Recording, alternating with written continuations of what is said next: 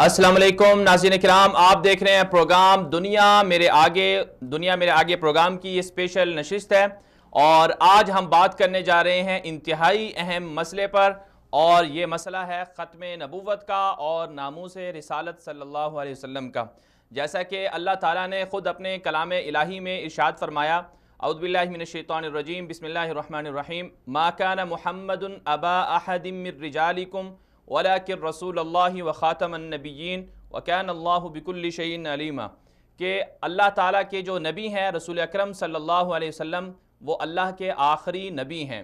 لیکن بر صغیر کے اندر جس طرح سے ہم نے دیکھا کہ پچھلے 70-80 سالوں سے ایک فتنہ شروع ہوا پاکستان بننے سے پہلے، اور وہ فتنہ تھا قادیانیت کا، جس نے اپنے اہداف اور مقاصد کے لیے لوگوں کو، اسلام کو، مسلمانوں کو بدنام کرنا شروع کیا۔ پھر ہم نے دیکھا کہ پاکستان کے اندر ایک وہ وقت بھی تھا کہ جب مسلمانوں کا خون اس طرح سے بہایا جا رہا تھا، اور وہ خون اس لیے بہایا گیا کہ اس کے پیچھے جو لوگ یہ کہتے تھے کہ رسول اکرم صلی اللہ علیہ وسلم کے بعد کوئی نبی نہیں ہے، ان کو قتل کر دیا جاتا تھا۔ یہی وجہ ہے کہ 1974 کے اندر پھر قومی اسمبلی کے اندر ایک مشترکہ طور پر، متفقہ طور پر ایک قانون لایا گیا، اور وہ قانون پاس کیا گیا ختم نبوت کا۔ تو آج کے ہم اپنے پروگرام میں مسئلہ ختم نبوت کی اہمیت، ضرورت اور اس کی تاریخ، اور کس طرح سے اب مسئلہ ختم نبوت کی اس وقت کیا ضرورت ہے، کس طرح سے اس کو عام کرنا چاہیے، اور کیسے جو قادیانی لوگ ہیں ان کو کس طرح سے دعوت دینی چاہیے، پھر قادیانی کس طرح سے جو عام لوگ ہیں، سادہ لوگ ہیں، ان کو کس طرح سے وہ گمراہ کر رہے ہیں، ان کی سازشیں کیا ہیں، ان کے منصوبے کیا ہیں، ان کے اہداف کیا ہیں، اور ان کے اغراض و مقاصد کیا ہیں، ان کا مقابلہ کس طرح سے کیا جانا چاہیے، بالخصوص جب انٹرنیٹ کا دور ہے، سوشل میڈیا بہت عام ہے، اس پر وہ کس طرح سے لوگ اپنے آپ کو متحرک کیے ہوئے ہیں، ان کے مقابلے میں مسلمانوں کی کیا ذمہ داریاں بنتی ہیں، اور اس کے ساتھ ساتھ مسئلہ ناموس رسالت صلی اللہ علیہ وسلم، جس کے بارے میں وقتاً فوقتاً گفتگو ہوتی رہتی ہے، اسے ختم کرنے کے حوالے سے بات چیت ہوتی رہتی ہے، اور بہت سی لابیاں متحرک ہیں، این جی اوز متحرک ہیں۔ اس طرح کے واقعات ہو جاتے ہیں کہ جی فلاں جگہ واقعہ ہو گیا، ایک آدمی نے کسی کو گستاخ سمجھ کر مار دیا، اسی طرح جیسے کہ آسیہ مسیح قتل کیس تھا وہ، اور پھر ابھی جو حالیہ واقعہ ہوا بہاولپور کے اندر کہ ایک طالب علم نے استاد کو مبینہ طور پر یہ کہا کہ وہ گستاخ رسول ہے، اسے قتل کر دیا، اور پھر مشال قتل کیس کا ایک واقعہ سامنے آیا، اور مختلف واقعات ہوتے رہتے ہیں، اور ان کی آڑ میں کہا جاتا ہے کہ ناموس رسالت کے قانون کو، یا گستاخوں کو جو سزا دینے والا جو قانون ہے پاکستان کے اندر، اسے ختم کر دیا جائے۔ تو یہ سارے وہ سوالات ہیں جن پر آج ہم بات کریں گے، ساتھ ساتھ یہ بھی جاننے کی کوشش کریں گے کہ حکیم الامت علامہ محمد اقبال رحمہ اللہ، اور اسی طرح قائد اعظم محمد علی جناح نے جب پاکستان بنایا تھا تو قادیانی لوگ اس وقت موجود تھے، تو ان کا کیا نظریہ تھا، یہ جو دو بڑی شخصیات تھی قادیانیوں کے بارے میں، حقائق آپ کو بتائیں گے اس پروگرام کے اندر۔ آج ہمارے ساتھ انتہائی معزز مہمان موجود ہیں جو ختم نبوت پر ایک بہت بڑا نام ہے، جنہوں نے ختم نبوت کے حوالے سے اپنی ساری زندگی صرف کی ہے، 60 کے قریب کتابیں وہ لکھ چکے ہیں، 50 سے زائد ان کی کتابیں جو ہیں صرف اور صرف ختم نبوت اور مسئلہ ناموس رسالت صلی اللہ علیہ وسلم کے حوالے سے ہیں۔ ہمارے ساتھ اس وقت اسٹوڈیو میں موجود ہیں ہمارے انتہائی معزز مہمان جناب محمد متین خالد صاحب، جو اپنے اس نام کی وجہ سے پاکستان میں اور دنیا بھر میں معروف ہیں، اور انہوں نے ختم نبوت کے حوالے سے ایسا گراں قدر کام کیا ہے جو شاید اس سے پہلے نہ ہوا ہو۔ تو آج ہمارے لیے انتہائی خوش قسمتی کی بات ہے وہ ہمارے ساتھ موجود ہیں، ہم ان سے سارے سوالات پر گفتگو کریں گے، جاننے کی کوشش کریں گے کہ کس طرح سے لوگوں کو سمجھایا جا سکتا ہے، کس طرح سے لوگوں میں آگاہی دی جا سکتی ہے ختم نبوت اور مسئلہ ناموس رسالت صلی اللہ علیہ وسلم کے حوالے سے۔ متین خالد صاحب، بہت بہت شکریہ، آپ تشریف لائے، آپ نے ہمیں وقت دیا۔ جزاک اللہ، بہت شکریہ۔ تو سب سے پہلے بات کر لیتے ہیں ختم نبوت کی اہمیت اور ضرورت اور اس کی تاریخ کے حوالے سے۔ تو آپ کے خیال میں یہ ختم نبوت کا جو مسئلہ ہے، اس کی تاریخ کیا ہے، اس کی ضرورت کیا ہے، اور اس کی اہمیت کیا ہے؟ بسم اللہ الرحمن الرحیم۔ ایک تو مدنی صاحب، میں آپ کے اسٹوڈیو میں آ کے بہت زیادہ روحانی خوشی محسوس کر رہا ہوں، آپ کا بہت شکریہ، آپ نے مجھے یہ سعادت بخشی۔ تو جہاں تک عقیدہ ختم نبوت کے تحفظ کی تاریخ ہے، یہ دیکھیں، یہ تاریخ تو جب نبی علیہ الصلوۃ والسلام نے کہ دور مبارک میں ہی مسلمہ کذاب نے جب نبوت کا دعویٰ کیا، تو دیکھیں نبی علیہ الصلوۃ والسلام نے اس کو جو خط لکھا ہے، وہ اس خط کے میں ابھی تو میوزیم میں استنبول میں وہ خط دیکھ کر آیا ہوں کہ اس کے اوپر والے الفاظ اگر بڑے غور سے آپ دیکھیں تو اوپر لکھا ہے کہ من محمد رسول اللہ الی مسلمہ کذاب، یعنی اس کو نبی علیہ الصلوۃ والسلام نے کذاب کا لقب دیا۔ تو یہ جھوٹے نبیوں کا جو سلسلہ ہے یہ حضور علیہ الصلوۃ والسلام کے زمانہ سے ہی شروع ہو گیا۔ درمیان میں بے شمار جھوٹے نبی، بہروپیے اور بڑے لوگ آئے جنہوں نے آ کے امت کو گمراہ کیا، یہاں تک کہ ایک آدمی نے محض کیا کہتے ہیں کہ ایک انڈا جو ہے وہ سرکے میں، کیمسٹری کا معمولی طالب علم بھی جانتا ہے کہ انڈا لے کے آپ اسے سرکے میں ڈالیں تو وہ پلپلا سا ہو جاتا ہے، پھر اس کو ایک چھوٹی سی بوتل، اس کا سوراخ چونکہ اوپر چھوٹا نیچے زیادہ، تو اس نے اس میں ڈال دیا، آفٹر کوئی 15 منٹس وہ اپنی اصل شیپ میں آ گیا، تو لوگوں کو دکھاتا تھا کہ دیکھیں اس سوراخ سے یہ انڈا نہیں جا سکتا، تو اصل اپنی یہ شیپ میں انڈا آ گیا۔ تو آپ حیران ہوں گے، آپ آئمہ تلبیس پڑھ کے دیکھ لیں، رفیق دلاوری صاحب کی کتاب، وہ لکھتے ہیں کہ اس میں مطلب ایک یہ چھوٹا سا یہ معمولی سی بات، اس پہ اس نے کوئی 2 دن میں 10,000 مسلمانوں کا ایمان لوٹ لیا۔ اس طرح یہ سلسلہ چلتا گیا، سلسلہ چلتا یہ تاریخ ہے۔ آپ یہاں سے اندازہ لگا لیں ختم نبوت کے اہمیت کی کہ قرآن مجید کی تقریباً 100 آیات اس بات پہ دلالت کرتی ہیں، اور نبی علیہ الصلوۃ والسلام کی تقریباً 210 احادیث مبارکہ اس بات پہ دلالت کرتی ہیں کہ حضور نبی کریم علیہ الصلوۃ والسلام کے بعد کسی قسم کا کوئی نبی، کوئی پیغمبر، کوئی رسول نہیں ہے، کوئی نیا نبی نہیں، کوئی نیا پیغمبر، کوئی رسول نہیں ہے۔ آپ صلی اللہ علیہ وسلم کے بعد اگر کوئی شخص نبوت کا دعویٰ، یہ دیکھیں قرآن مجید اللہ کی آخری کتاب، یہ امت، یہ آخری امت، اگر کوئی شخص نبی علیہ الصلوۃ والسلام کے بعد نبوت کا دعویٰ کرے، پوری امت مسلمہ صحابہ کرام سے لے کے اب تک تابعین، تبع تابعین، مفسرین، متکلمین، محدثین، اولیاء کرام، ہمارے علماء کرام، اکابرین، سب کا متفق کا، پوری امت مسلمہ کا متفق کا عقیدہ ہے کہ اگر کوئی شخص نبوت کا دعویٰ کرتا ہے اس وقت تو کیا ہے، وہ واجب القتل ہے، مردود ہے، غیر مسلم ہے، اس کا اسلام کے ساتھ کوئی، تاریخ نے کبھی ان کو برداشت ہی نہیں کیا۔ اب دیکھیں مسلمہ کذاب کے خلاف جو جہاد ہوا، وہ دیکھیں جتنی جنگیں ہوئیں کفار کے ساتھ نبی علیہ الصلوۃ والسلام کے دور مبارک میں، تو اس میں کیا ہوا، جو مسلمانوں کی جو تعداد ہے جس میں شہادتیں ہیں اس کی تعداد بنتی ہے 259، لیکن صرف یہ ایک واحد جنگ ہے جو جھوٹے مدعی نبوت کے خلاف لڑی گئی، اور اس میں کوئی 1200 سے لے کے 1400 کے درمیان جو ہیں یہ مسلمان شہید ہوئے، اور اس میں بہت زیادہ تعداد حفاظ کرام کی تھی۔ اور اس کے بعد یہ تدوین قرآن مجید کی شروع ہوئی کہ اس میں بدری صحابہ جو جن کو ایک متبرک کے طور پہ ایک متبرک حیثیت رکھتے تھے، ان کو جنگوں میں لے کے نہیں جاتے تھے، لیکن جب مسلمہ کذاب نے جھوٹی نبوت کا دعویٰ کیا، اس کے خلاف جنگ کا اعلان ہوا، تو بدری صحابہ جن کی بہت زیادہ عمر بھی بوڑھے ہو چکے، انہوں نے کہا نہیں، یہ سعادت ہم حاصل کریں گے اور ہم اس کے خلاف جہاد کریں گے۔ اور اس جنگ میں، جنگ یمامہ میں، صحابہ کرام جو ہیں جو شہید ہوئے، ان میں بدری صحابہ بھی شامل ہیں۔ بالکل۔ تو یہ ایک ایسا ایک ہے کہ اس پہ امت نے کسی دور میں بھی امت نے کوئی کمپرومائز نہیں کیا، اور یہ اس کی اہمیت ہے۔ یہ سلسلہ قیامت تک جھوٹ، خود حضور علیہ الصلوۃ والسلام کی حدیث ہے کہ بسم اللہ الرحمن الرحیم، قال النبی صلی اللہ علیہ وسلم انہ سیکون فی امتی کذابون ثلاثون کلہم یزعم انہ نبی وانا خاتم النبیین لا نبی بعدی۔ اس میں 30 جو جھوٹے ہیں، ایک حدیث میں ان کو دجال کذاب کہا۔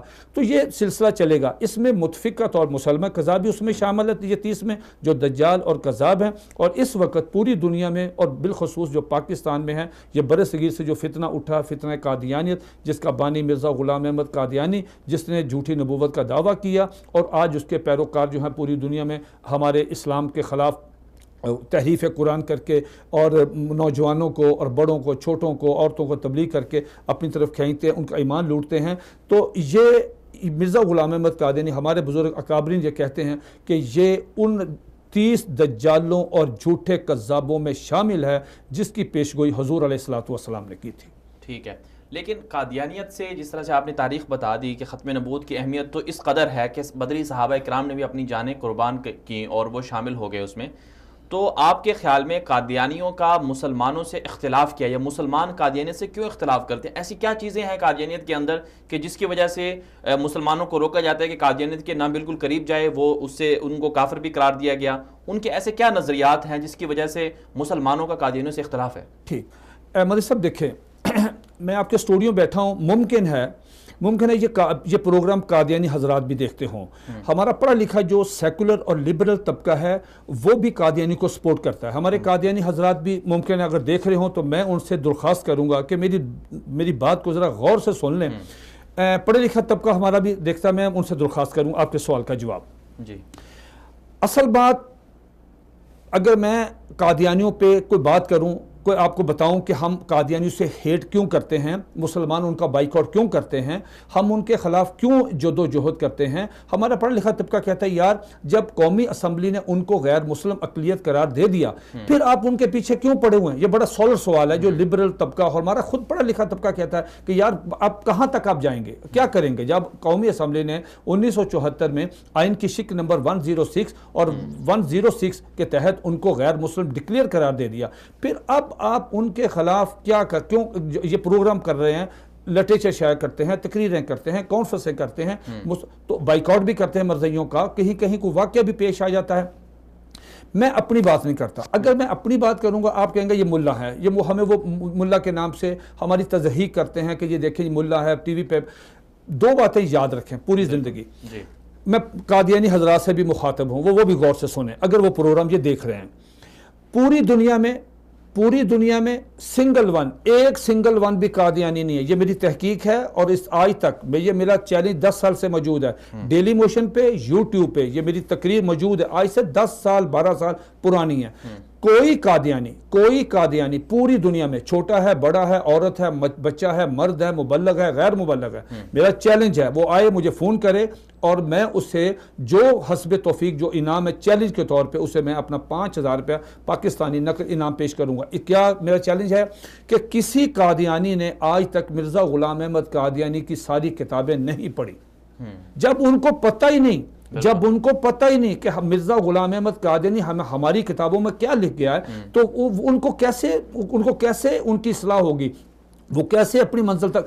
مرزیوں کو، قادیانیوں کو جو چینل ان کا MTA ہے وہاں سے، اور الفضل اور جو رسالے ہیں خالد اور مصباح اور یہ انصار اللہ، ان رسالوں میں ایک مخصوص تعلیم دی جاتی ہے. 2 چیزوں کی تعلیم دی جاتی ہے کہ قادیانیت جو ہے یہ سچا اسلام ہے، مسلمانوں کا جو اسلام ہے یہ جھوٹا اسلام ہے، اور سیکنڈلی مولوی جو ہوتا ہے جس نے داڑھی رکھی ہے جو ختم نبوت کا کام کرتا ہے یا مسلمانوں کا جو ہے عالم، یہ سٹوپڈ ہوتے ہیں، ان کو عقل نہیں ہوتی، ان کے پاس علم نہیں. 2 چیزوں پہ ان کی وہ ہمارے خلاف جو ایک ہیٹ، مطلب اب ہم قادیانیوں کے ساتھ جب مناظرہ کرتے ہیں، ان سے گفتگو کرتے ہیں، مباحثہ کرتے ہیں، ان کو فرینڈلی ماحول میں ایک چائے کے کپ پہ بیٹھ کے ان کو بتاتے ہیں کہ آپ کے مرزا غلام احمد قادیانی نے اپنی کتابوں میں یہ لکھا ہے. وہ کہتا ہے جی ہماری کتابوں میں ہے ہی نہیں. آپ کسی قادیانی سے، پوری دنیا میں کسی قادیانی سے صرف اتنا پوچھ لیں کہ صاحب آپ نے مرزا غلام احمد قادیانی کی کتنی کتابیں پڑھی ہیں؟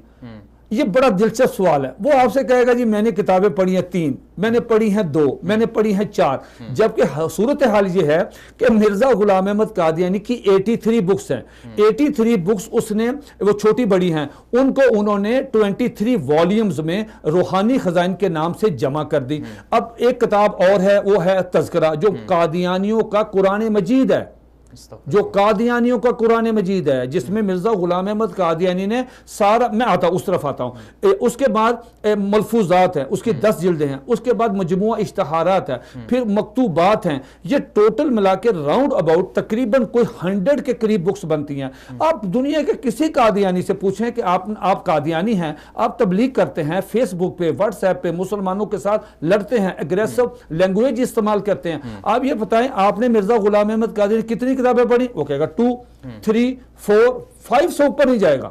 اچھا، بے شمار قادیانی ایسے ہیں جن کو مرزا غلام احمد قادیانی کی کتابوں کے نام ہی نہیں آتے.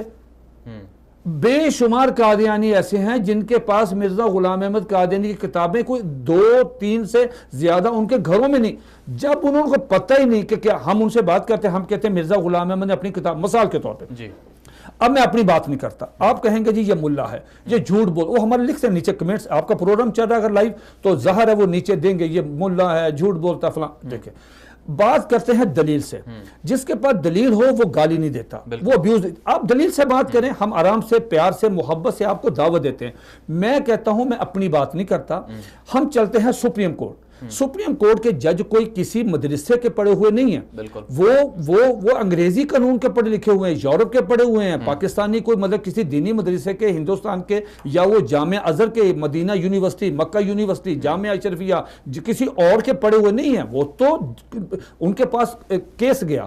ظہیر الدین بنام سرکار, یہ ظہیر الدین بنام سرکار 1993 SCMR 1993 یعنی سپریم کورٹ منتھلی ریویو میں رپورٹڈ ہے 1993. ظہیر الدین بنام سرکار پیج نمبر 1718. یہ 250 صفحے کا فیصلہ. اس فیصلے کو میں درخواست کروں گا کہ اس فیصلے کو پڑھا لکھا طبقہ, اس کا ترجمہ بھی میں نے کر کے اپنی کتاب میں شائع کیا ہے, اور انگلش ورژن بھی یہ سارا جو ہے یہ فیصلے ہم نے شائع کیے. اب اس میں سپریم کورٹ کے 5 جج بیٹھے, ڈاکٹر جسٹس قدیر, جسٹس ولی محمد, جسٹس سلیم اختر, جسٹس شفیع الرحمان اور ایک صاحب اور تھے. یہ 5 جج تھے. ان کے پاس کیا مسئلہ, قادیانی نے جا کے کہا جی ہم کلمہ پڑھتے ہیں تو مسلمان ہماری عبادت گاہ کے باہر جو ہے وہ کلمہ جو ہے ہٹا دیتے ہیں, سیکنڈلی ہم پہ پرچہ درج ہو جاتا ہے. تو انہوں نے کہا ججوں نے کہ یار یہ کون سے مسلمان ہیں, یہ تو حضور نبی کریم علیہ الصلوۃ والسلام جو دنیا میں تشریف لائے وہ تو کلمے کو پھیلانے کے لیے ہے, اور کلمہ جو بندہ پڑھ لیتا ہے وہ تو مسلمان. یہ کون سے مسلمان ہیں جو کسی شخص کو کلمہ پڑھنے سے روکتے ہیں؟ تو یہ تو بری بات ہے. سپریم کورٹ نے نوٹس جاری کر دیے قادیانیوں کی طرف سے. سابق وہ جو چیف الیکشن کمیشنر تھے فخر الدین جی ابراہیم, اور اس کے ساتھ چوٹی کے جو وکلا تھے وہ ساتھ سپریم کورٹ میں. میں نے وہ ہیئرنگ جو ہے وہ وہاں موجود تھا, میں نے سنی. اور مسلمانوں کی طرف سے بھی وکلا ریاض حسن گیلانی صاحب اور اسماعیل قریشی صاحب یہ وہاں تشریف لائے. اب دلچسپ بات یہ ہوئی, ہیئرنگ شروع ہوئی, ہمارے وکلاء نے مرزا غلام احمد قادیانی کی کتاب پیش کی, ایک غلطی کا ازالہ. اچھا اس کے بعد 2-3 کتابیں پیش کی. ہم نے کہا اتنا ٹائم نہیں ہے, صرف 3 کتابیں لے لیں. نمبر 1 مرزا غلام احمد قادیانی کی کتاب ایک غلطی کا ازالہ. نمبر 2 4 کتابیں, ایک حقیقت الوحی, اور نمبر 3 مرزا غلام احمد قادیانی کا بیٹا, مرزا قادیانی کا بیٹا, اس کی کتاب کلمات الفصل وہ پیش ہوئی. اور نمبر 4 مرزا غلام احمد قادیانی نے کہا کہ جتنی وحیاں مجھ پہ نازل ہوئیں وہ ساری وحیاں کٹھی کر کے انہوں نے نام نہاد وحیاں, وہ ایک کتاب, اس کا نام تذکرہ. یہ قرآن مجید کا ایک نام تذکرہ بھی ہے, یہ قادیانیوں کا قرآن ہے. اور مرزا بشیر الدین محمود جو مرزا غلام احمد قادیانی کا بڑا بیٹا اور قادیانی جماعت کا دوسرا خلیفہ نور الدین کے بعد یہ بنا, اس کے الفاظ آن ریکارڈ ہیں. اس نے کہا کہ ہر قادیانی پہ یہ فرض ہے کہ وہ اس کی تلاوت کرے. اچھا ہاں تلاوت کرے. اچھا آپ سمجھتے ہیں تلاوت جو ہے وہ وہی مطلوع کی ہوتی ہے, دوسرے کی نہیں ہوتی. نمبر 1. اچھا میں ایک بات بھول گیا, میں نے عرض کیا کہ کوئی قادیانی بھی مرزا غلام احمد قادیانی کی کتابیں نہیں پڑھتا. اچھا جبکہ سیرت المہدی میں مرزا غلام احمد قادیانی کا جو منجلا بیٹا ہے بشیر احمد احمد, یہ بشیر الدین نہیں, بشیر احمد احمد جس نے سیرت المہدی لکھی ہے, وہ ایک روایت بیان کرتا ہے مرزا قادیانی کی. وہ کیا کہتا ہے, وہ کہتا ہے کہ مرزا غلام احمد قادیانی نے کہا تھا, یعنی حضرت نعوذ باللہ وہ حضرت مسیح موعود کہتے ہیں, آگے صلی اللہ علیہ وسلم لکھتے ہیں وہ, اور صلی اللہ علیہ نعوذ باللہ, تو وہ کہتے ہیں کہ وہ انہوں نے اس میں لکھا اپنے اس کے بیٹے نے کہ مرزا غلام احمد قادیانی کی یہ بات یاد رکھیں. تمام قادیانی سے کہتا ہے کہ اگر کسی قادیانی نے مرزا قادیانی کی ساری کتابیں 3 دفعہ محبت کے ساتھ, توجہ کے ساتھ, پوری کنسنٹریشن کے ساتھ اگر نہیں پڑھی تو وہ قادیانی نہیں. اب آپ یہ بتائیں کہ انہوں نے تو کتابیں دیکھی بھی نہیں. آپ کا یہ دعویٰ کہ دنیا میں کوئی بھی قادیانی مجھے ای میل, میرے اس میں ڈیلی موشن پہ, یوٹیوب پہ میرے جو چیلنج آج سے 12 سال پہلے ہیں, تو اس میں آخر میں نے ای میل ایڈریس دیا کہ اگر کوئی صاحب دنیا میں موجود ہے مجھے ای میل کریں, میں اس کو 5,000 روپے نقد, میں غریب آدمی ہوں, اس سے زیادہ میں پیسے نہیں دے سکتا, لیکن اگر کتابیں پڑھی ہیں میں ٹیسٹ لوں گا 2 سوالوں کا, تاکہ مجھے معلوم ہو کہ واقعتاً اس نے کتاب پڑھی ہے یا نہیں پڑھی. لیکن وہ کیا کرتے ہیں, بجائے میں بڑے پیار سے ان کو دعوت دی, وہ مجھے ابیوز کرتے ہیں, مجھے گالیاں دیتے ہیں, مجھے ہر طرح کا مطلب تھریٹ دیتے ہیں. میں نے کہا یہ میرے سوالوں کا جواب نہیں ہے. میں نے سمپل سا سوال پوچھا کہ صاحب اگر کسی پوری دنیا یورپ بھی شامل ہے، پاکستان بھی ہے. اب ہر مسلمان کے ساتھ مناظرہ کرنے کا شوق ہے. کتابیں آپ پڑھتے نہیں، آپ کو پتہ نہیں کہ مرزا غلام. اچھا یہ تو آخری بات، اب اس میں سپریم کورٹ نے کیا کہا؟ سپریم کورٹ میں ہم نے ریفرنس یہ کتابوں کے پہ سپریم کورٹ نے سر پکڑ لیا. اس نے کہا یہ کیا کیا،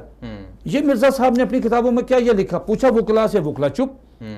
ان کے مرزا ہمارا کیوں ہیٹ کرتے ہیں، کیوں ان کے ساتھ لڑائی ہوتی ہے، کیوں یہ لا اینڈ آرڈر کا مسئلہ پیدا ہوتا ہے، وہ یہ قادیانی کی طرف سے ہوتا ہے. مرزا غلام احمد قادیانی جو ہے اس نے جو کہا میں مہدی ہوں، میں مسیح موعود ہوں، میں نبی ہوں، اس کو 2 منٹ رکھیے سائڈ پر. اصل جو چیز ہے جو سپریم کورٹ نے اس کو ہائی لائٹ کیا، سپریم کورٹ نے اپنے فیصلے میں یہ لکھا ہے کہ ہم نے مرزا غلام احمد قادیانی اس کے بیٹوں کی کتابیں پڑھی ہیں اور اس نے کوٹیشن لکھی ہیں اس میں فیصلے میں. اس میں صاف لکھا ہوا ہے مرزا غلام احمد قادیانی کہتا ہے کہ 2 محمد اس دنیا میں آنے تھے. ایک محمد صلی اللہ علیہ وسلم مکہ مدینہ والے صلی اللہ علیہ وآلہ وسلم، اور نعوذ باللہ میرے منہ میں خاک، مرزا غلام احمد قادیانی نے کہا کہ دوسرا محمد وہی خصوصیات، وہی معجزات، وہی کمالات، وہی قرآن مجید لے کے دوبارہ قادیان میں محمد رسول اللہ. اب ایک آدمی جس کی نہ شکل ہے نہ عقل ہے، اس کو کہتے ہیں جی محمد، اس کا لٹریچر شائع کریں گے کہ یہ مرزا غلام احمد قادیانی، یہ محمد رسول اللہ ہے. اچھا اب وہ جب اذان دیتے ہیں اس میں دھوکہ کیسے دیتے ہیں؟ کہتے ہیں ہم بھی کلمہ پڑھتے ہیں. اب وہ کلمہ پڑھتے ہیں تو محمد سے مراد مرزا غلام احمد قادیانی لیتے ہیں. اب سپریم کورٹ نے اس میں بڑا کمال کام کیا. سپریم کورٹ نے کہا اگر کوئی قادیانی اپنے شعار اسلامی استعمال کرتا ہے، اگر کوئی قادیانی اذان دیتا ہے، اگر کوئی قادیانی شعار اسلامی تبلیغ کرتا ہے، لٹریچر تقسیم کرتا ہے، مسلمان کو دعوت دیتا ہے، اس پہ تعزیرات پاکستان کی 298C جس کی 3 سال قید ہے. لیکن اگر کسی قادیانی نے کلمہ اپنی اس کی دیوار پہ، اپنے گھر کی دیوار پہ، گھر کے باہر، دکان کے باہر، اگر اس کی پاکٹ سے اگر کلمہ طیبہ کیلنڈر کی صورت میں، کسی صورت میں بھی ان شیپ اگر برآمد ہو گیا، سپریم کورٹ کا فیصلہ موجود ہے کہ اس پہ 298C نہیں لگے گی، 295C لگے گی، جس کی سزائے موت ہے. کیوں؟ وہ مرزا غلام احمد قادیانی کو محمد رسول اللہ کہتے ہیں. یہ توہین رسالت ہے. ایک اور سوال جو کیا جاتا ہے کہ قادیانی مسلمانوں کے بارے میں کیا نظریات رکھتے ہیں؟ یہ تو آپ نے قادیانیوں کے جو ان کا خلیفہ یا ان کا جو نبی معاذ اللہ جو انہوں نے بنایا مرزا غلام احمد قادیانی، ان کے بارے میں بتا دیا کہ ان کے یہ نظریات ہیں. قادیانی مسلمانوں کے بارے میں کیا سمجھتے ہیں؟ جیسے عام مسلمان ہیں اس کے مرزا غلام احمد قادیانی کو نہیں مانتے. اچھا میں اس کا یہ بڑا دلچسپ ایک جواب ہے. دیکھیں پھر میں یہ بات کروں گا تو مجھے مطلب جو قادیانی حضرات اگر اس پروگرام کو دیکھ رہے ہیں، یا یہ ہمارا ایک دعوتی پروگرام بھی ہے، ہم بڑے پیار سے بات ان سے دلیل سے کرتے ہیں کہ یار کتابیں دیکھ لیں. اچھا اگر میں یہ قادیانی مسلمانوں کو کیا سمجھتے ہیں میں یہ کوٹیشنیں بیان کروں تو ایک تو ٹائم بھی تھوڑا ہے. دوسری بات یہ ہے کہ ممکن ہے پھر وہ مجھ پہ پھپتی یہ کسیں کہ صاحب یہ ملا ہے، یہ جھوٹ بولتا ہے. چلیے ہم کہاں چلتے ہیں؟ ہم چلتے ہیں 1974 میں. بھٹو صاحب اس سیشن میں، جس سیشن میں مرزا ناصر جو قادیانی جماعت کا 3را خلیفہ تھا، اس کو دعوت دی. اچھا بھٹو صاحب نے بڑا کمال کام کیا. اسمبلی میں آپ بھی جانتے ہیں کہ پارلیمنٹ میں پوری دنیا میں، امریکہ ہو، انگلینڈ ہو، کوئی ملک ہو، پاکستان ہو، انڈیا ہو، اس میں ایک قرارداد پیش کرتے ہیں تو اسپیکر کہتا ہے جی یہ قرارداد آئی ہے، اب آپ اس کے حق میں جو لوگ ہیں وہ دائیں طرف آ جائیں، اس قرارداد کے مخالف جو ہیں وہ بائیں طرف آ جائیں. اسی طرح وہ ووٹنگ ہوتی ہے. اگر زیادہ لوگ آئیں گے قرارداد منظور، قانون پاس ہو جائے گا. اگر تھوڑے ہوں گے قرارداد رد ہو جائے گی، تو قرارداد رد ہو جائے گی. اچھا اب اس میں بھٹو صاحب نے کہا کہ دیکھو بھائی قرارداد آ گئی. مولانا شاہ نورانی رحمۃ اللہ نے وہ قرارداد پیش کی جس کی پھر تائید وہ صاحب آگے مولانا مفتی محمود صاحب وغیرہ رحمۃ اللہ علیہ سارے حضرات آ گئے. اب انہوں نے کہا، بھٹو صاحب نے کہا یار ایک ریکویسٹ ہے میری چھوٹی سی، ممبران سے کہا کہ یہ تو مسئلہ حل ہو ہی جائے گا قرارداد سے، کیوں نہ یہ سینسیٹیو موضوع ہے، کیوں نہ ہم قادیانی جماعت کے سربراہ کو بلا لیں. انہوں نے کہا یہ بلا لیں. مولانا نورانی رحمۃ اللہ نے، مولانا مفتی محمود رحمۃ اللہ نے، غلام غوث ہزاروی رحمۃ اللہ اور جماعت اسلامی کے لوگ بھی بلا لیں جی. خیر بلا لیا. مرزا ناصر اب کس طرح آیا؟ مرزا ناصر آیا، اسمبلی میں انٹر ہوا. اب دھوکہ کس طرح دیا دیکھیں کہ بھٹو جیسا بندہ کنفیوز ہو گیا. اس نے ٹخنوں کے اوپر شلوار سنت کے مطابق، سفید سوٹ، ہاتھ میں امامہ، ایک ہاتھ میں قرآن مجید اور 7 تسبیح اور درود شریف پڑھتا ہوا اندر آیا. جب وہ آ کے اپنی سیٹ پہ بیٹھا تو بھٹو جیسا آدمی, جہاندیدہ آدمی, پریشان ہو گیا. انہوں نے مفتی محمود صاحب کو بلایا, کہا کہ جناب یہ دیکھیں یہ تو بندہ قرآن مجید, تسبیح اور جناب سارا کچھ ہے. تو انہوں نے کہا دیکھیں شکاری جب شکار کرنے جاتا ہے نا, تو اپنا بھیس بدلتا ہے, تو یہ بھیس بدلا ہوا ہے. آپ دیکھیں جب ہم اس پہ جرا ہوگی تو مزہ آپ کو آئے گا, صبر کریں, دیکھیں اب کام شروع ہوگا. اس پہ قومی اسمبلی کے کسی بھی ممبر کو اس پہ براہ راست سوال کرنے کی اجازت نہیں تھی. یحییٰ بختیار اٹارنی جنرل تھے, انہوں نے سوالات کیے. میں آپ کے سوال کی طرف آتا ہوں. فاروق علی خان صاحب سپیکر تھے, وہ بیٹھے تھے. عبدالحفیظ پیرزادہ وزیر قانون وہ تھے. کوثر نیازی مذہبی امور وہ بیٹھے تھے. بھٹو صاحب جو تھے وہ پریزنٹ تھے. یہ جو سوال ہوا, اب بھٹو صاحب کی موجودگی میں اٹارنی جنرل یحییٰ بختیار نے سوال کیا. یہی اپنا اس کو مرزا ناصر جو قادیانی جماعت کا تیسرا خلیفہ تھا, پوری اسمبلی اب سن رہی ہے, اسے پوچھا کہ صاحب یہ بتائیں کہ یہ ایک کتاب ہے آپ کی آئینہ کمالات اسلام, کتاب نکالی, کتاب کا صفحہ نمبر نکالا, مدنی صاحب حیران ہوں گے, 547 اور 548. آدھی عبارت دائیں طرف ہے, آدھی عبارت بائیں سائڈ پہ اوپر ہے. یہ عبارت, تو یہ عبارت عربی ہے, عربی انہوں نے پڑھی. کہا یہ کتاب پہلے یہ بتائیں یہ آپ کے دادا کی کتاب ہے. مرزا ناصر نے کہا میرے دادا کی, مرزا غلام احمد قادیانی کی کتاب ہے. پھر پوچھا گیا کہ یہ بتائیں کہ یہ جو کوٹیشن میں ابھی عربی میں پڑھ رہا ہوں اس کا میں ترجمہ کر رہا ہوں, آپ مجھے بتائیں میں ترجمہ صحیح کر رہا ہوں یا غلط کر رہا ہوں. تو یہ کوٹیشن جو الفاظ عبارت ہے مرزا غلام احمد قادیانی کے, یہ آپ اس کو تسلیم کرتے ہیں؟ اس نے, مرزا ناصر نے کہا جی میں تسلیم کرتا ہوں. اچھا یہ اس ایسا ہوا تو پوری اسمبلی کے ممبران کھڑے ہو گئے. بھٹو صاحب جیسا بندہ جو ٹھنڈا یعنی ایک سیکولر آدمی تھے نا بھٹو صاحب, تو ایسا آدمی اس کے چہرے کے تاثرات بھی بدل گئے اور وہ غصے میں تھے بھٹو صاحب. وہ کیا کوٹیشن تھی کہ کوٹیشن یہ تھی کہ مرزا غلام احمد قادیانی نے اپنی اس کتاب میں آئینہ کمالات اسلام کے صفحہ نمبر 547 اور 548 پہ لکھا کہ اگر کوئی شخص, یعنی پوری دنیا میں اگر کوئی شخص مرزا غلام احمد قادیانی کو, یعنی وہ کہتا اگر کوئی شخص مجھے نبی نہیں مانتا, میری کتابوں کی تصدیق نہیں کرتا, یعنی میری کتابوں میں جو لکھا ہے کہ میرے نبی پاک صلی اللہ علیہ وسلم کے 3000 معجزے, مرزا قادیانی کہتا ہے میرے 10 لاکھ معجزے, اگر اس کی تصدیق نہیں کرتا, اگر وہ اس بات کی تصدیق نہیں کرتا کہ میں محمد رسول اللہ ہوں, میرے وہی معجزات, وہی کمالات, وہی چیزیں ہیں, میں اللہ کا آخری نبی ہوں, میں رسول ہوں, مجھ پہ وہی اترتی ہے, یہ کتابوں میں لکھا. وہ مرزا کہتا ہے کہ اگر کوئی شخص مجھے نبی نہیں مانتا, میری کتابوں کی تصدیق نہیں کرتا اور محبت کی نظر سے میری تحریروں کو نہیں دیکھتا. اس نے ایک لفظ استعمال کیا ذریت البغایا, جس کا ترجمہ یہ ہے کہ جو شخص یہ تسلیم نہیں کرتا اس کی ماں جو ہے پروسٹیچیوٹ ہے, یعنی اس کی ماں طوائف ہے, کنجری ہے, نعوذ باللہ. دیکھیں نا مجھے اپنا کیس سمجھانے میں ذرا میں الفاظ, وہ یہ پوری اسمبلی کھڑی ہو گئی کہ یار ہم آپ کو نبی نہیں مانتے, لیکن آپ ہماری ماں کو, پاک باز عفت ماں ہماری ماؤں کو, آپ کو کس نے رائٹ دیا ہے کہ آپ ہماری ماؤں کو آپ پروسٹیچیوٹ کہیں, ان کو طوائف کہیں.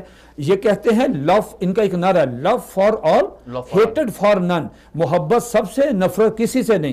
اور اللہ کے بندو, آپ مرزا غلام احمد قادیانی کی کتابیں دیکھیں, آپ کہتے ہیں جو مرزے کو نہیں مانتا وہ جہنمی, خود مرزا نے کہا جو مجھے نہیں مانتا وہ جہنمی ہے, جو مجھے نہیں مانتا ولد الزنا ہے, جو مجھے نہیں مانتا اس کی ماں جو ہے وہ طوائف ہے. اب دلچسپ بات یہ ہے کہ مرزا غلام احمد قادیانی کو جو پہلی بیوی حرمت بی سے جو بیٹا فضل احمد ہے, اس نے مرزا قادیانی کی بیعت ہی نہیں کی, مرزا قادیانی اس کا جنازہ نہیں پڑھا, اس کو جائیداد سے آگ کیا.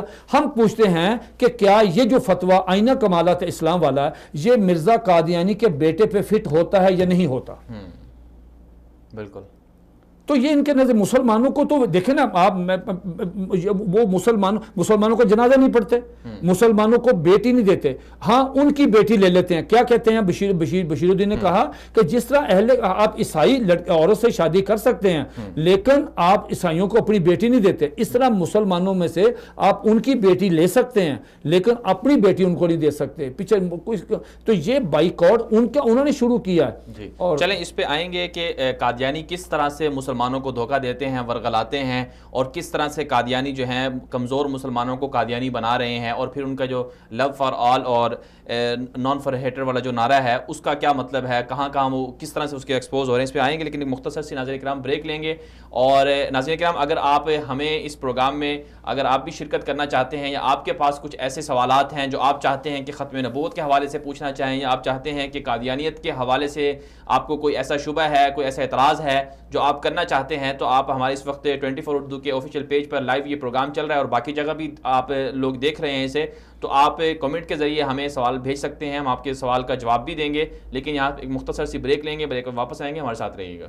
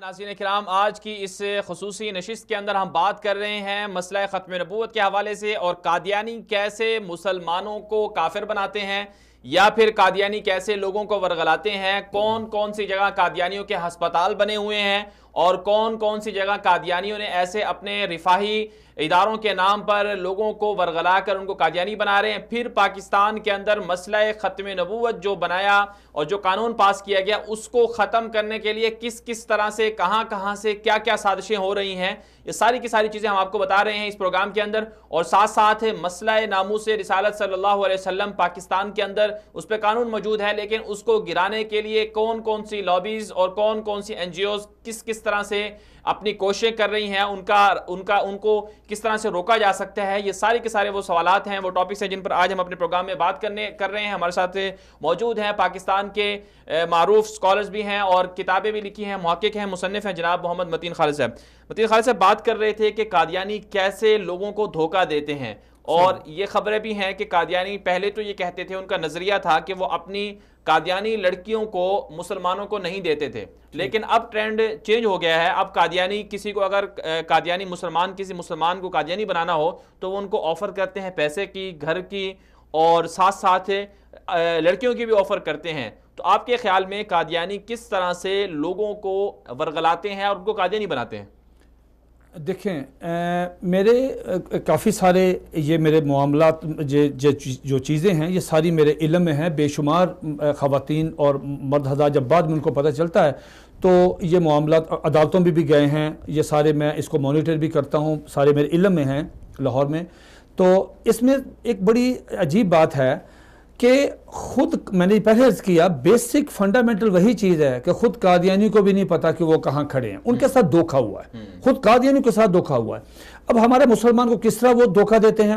وہ مسلمان سے کہتے ہیں کہ دیکھو بھائی، ہم کہتے ہیں حضرت مہدی جو ہیں وہ آ گئے ہیں، آپ کہتے ہیں کہ حضرت مہدی نے آنا ہے.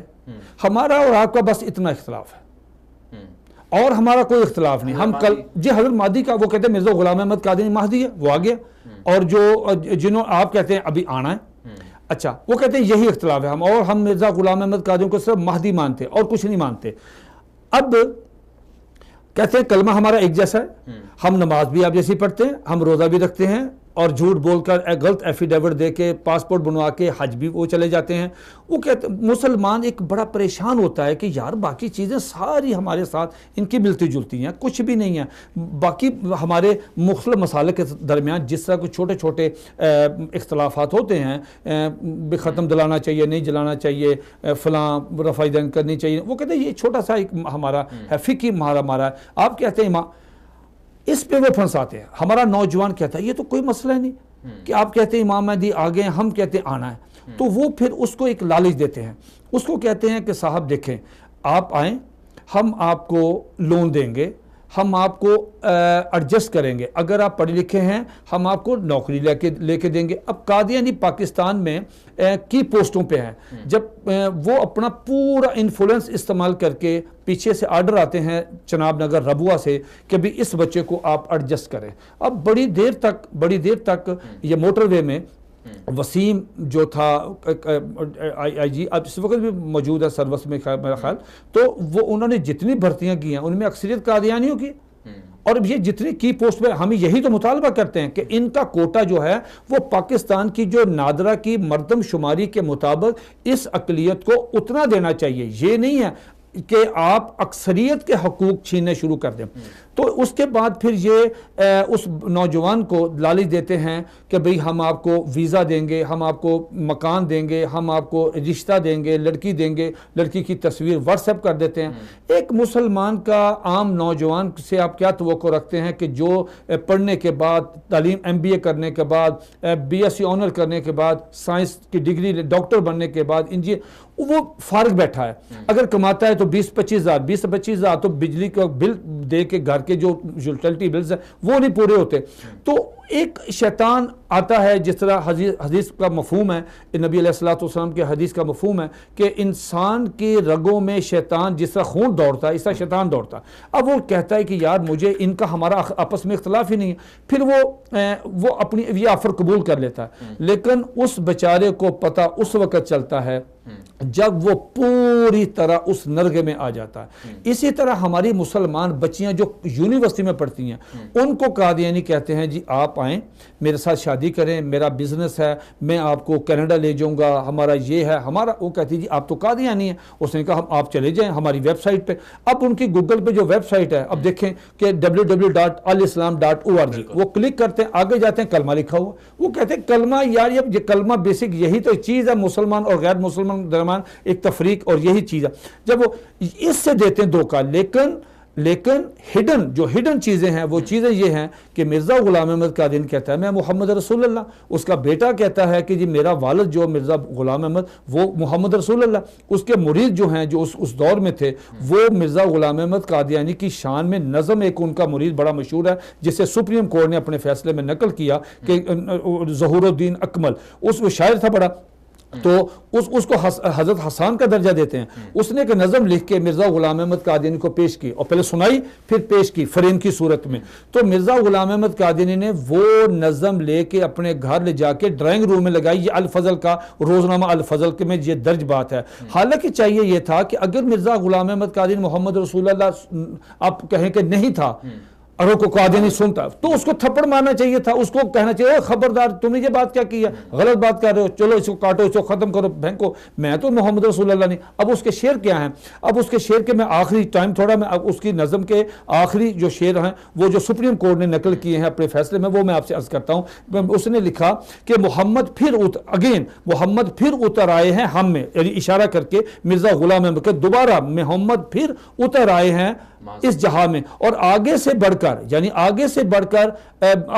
کر ہیں اپنی شان میں. محمد دیکھنے ہو جس نے اکمل کمپلیٹ, یعنی نعوذ باللہ پہلے محمد انکمپلیٹ تھے, محمد دیکھنے ہو جس نے اکمل, اشارہ کیا غلام احمد کو دیکھے قادیان میں. یہ سپریم کورٹ نے لکھا اپنے فیصلے میں. تو مطلب یہ ہے کہ دھوکہ یہ دیتے ہیں حضرت مہدی کا, لیکن جب ہماری بچیاں پریگننٹ ان کے بچے ہو جاتے ہیں 2 بچے, تو اس کے بعد وہ کہتے ہیں سنو بھائی بی بی میں ہوں قادیانی, ہم مرزا قادیانی کو محمد رسول اللہ مانتے ہیں, اب تمہارے پاس 2 آپشن ہیں, یا طلاق لے لو یا فارم سائن کرو.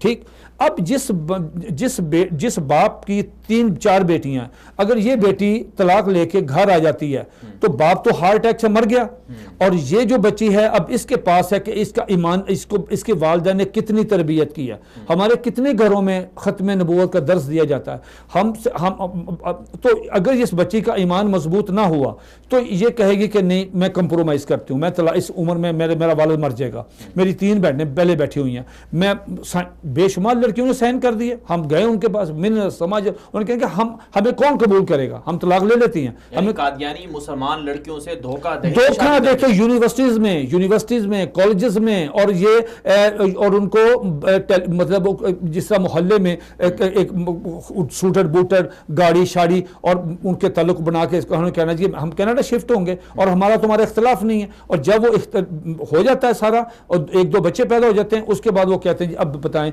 آپ نے باقاعدہ بیعت کرنی ہے مرزا صاحب کی یا نہیں کرنی، اب اس کے بعد کیا آپشن بیچاری کے پاس رہ جاتا، یہ ہے دھوکہ۔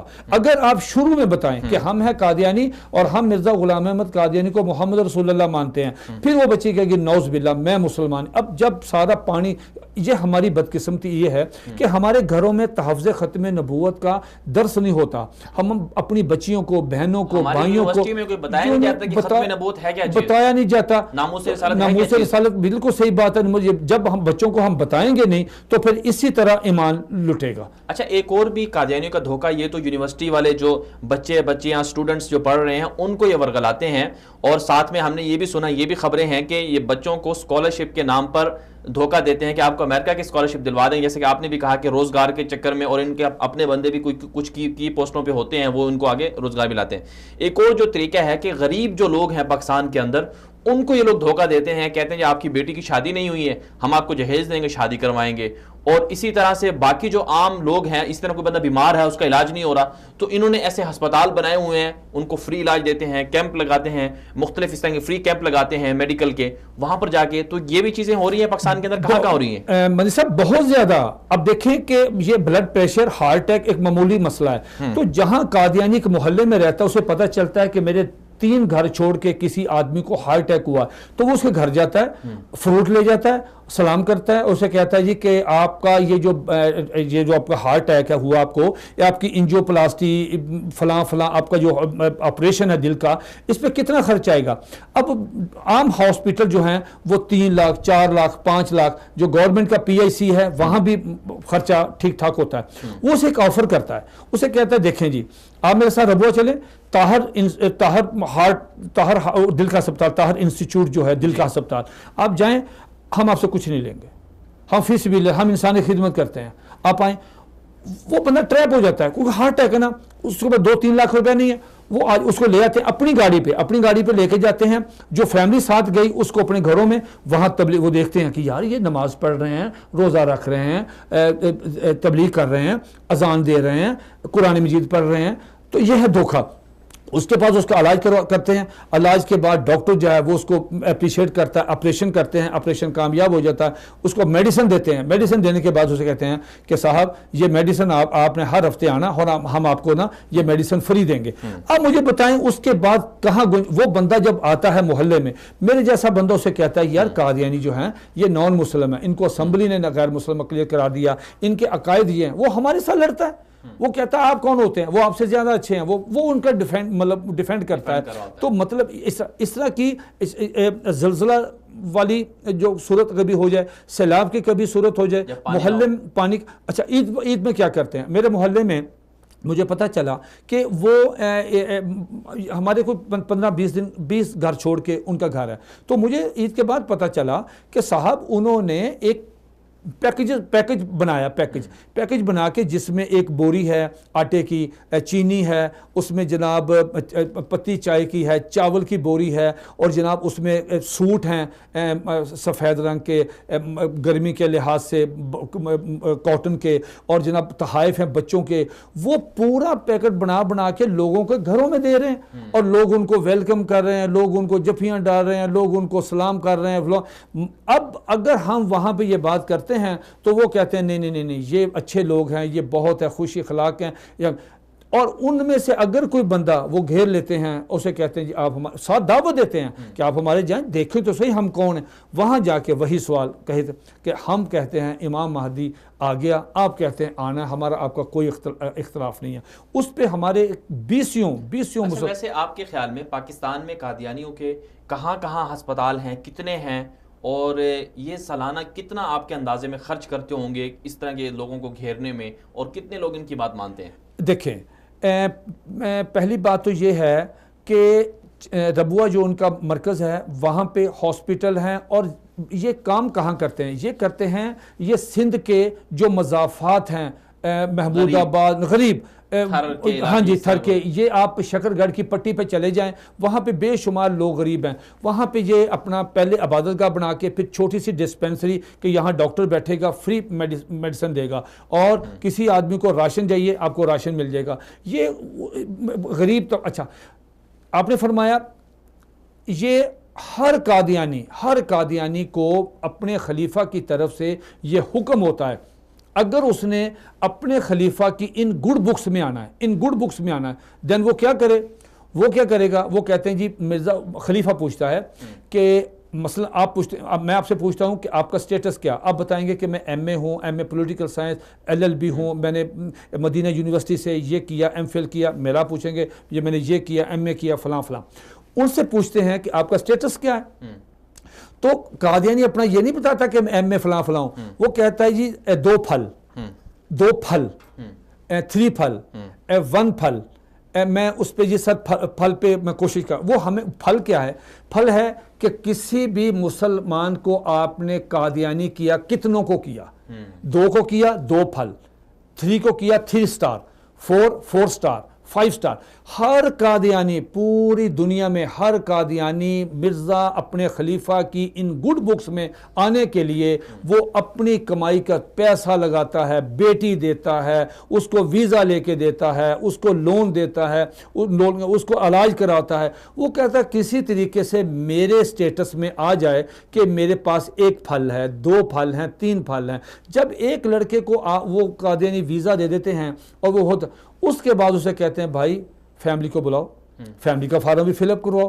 وہ اپنے بوڑھے باپ کو جس نے اسے پتہ نہیں ختم نبوت کیا ہوتی ہے، ماں کو نہیں پتہ، دیہاتی وہاں نالج نہیں ہے. اچھا بہنیں، وہ کہتا ہے کہ دیکھو بہن بڑی خوش ہوتی ہے کہ میرے لیے آئی فون آیا باہر سے، میرے لیے سیمسنگ کا نیا ماڈل، میرے لیے لیپ ٹاپ آ گیا. تو کہاں سے آیا؟ کہ میں جاب کرتا ہوں، مجھے گفٹ ملا ہے، میں باہر وہاں سے بھیجتا ہے. تو وہ فیملی کو کہتا ہے آپ سارے آ جائیں. وہ ایک فارم فل اپ کرواتا ہے، ساری فیملی گئی.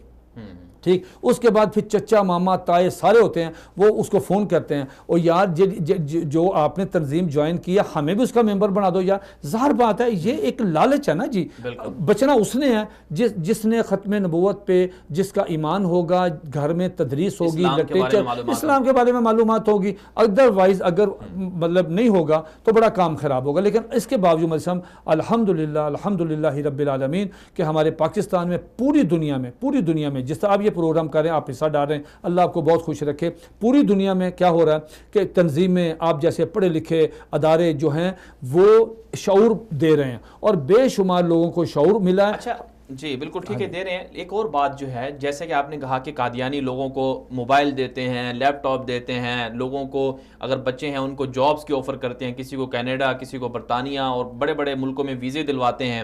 ساتھ میں اگر کسی کو شادی کی ضرورت ہو تو اچھی لڑکیاں بھی آفر کرتے ہیں. تو اور اگر کوئی بیمار ہو اس کو ہسپتال میں فری علاج بھی کرواتے ہیں. اس طرح سے چیزیں کرتے ہیں قادیانی، دھوکہ دیتے ہیں لوگوں کو قادیانی بنانے کے لیے. ان کے اہداف کیا ہوتے ہیں؟ یہ کیوں اس طرح لوگوں کو کیوں خراب کرنا چاہ رہے ہیں؟ وجہ کیا ہے ان کا؟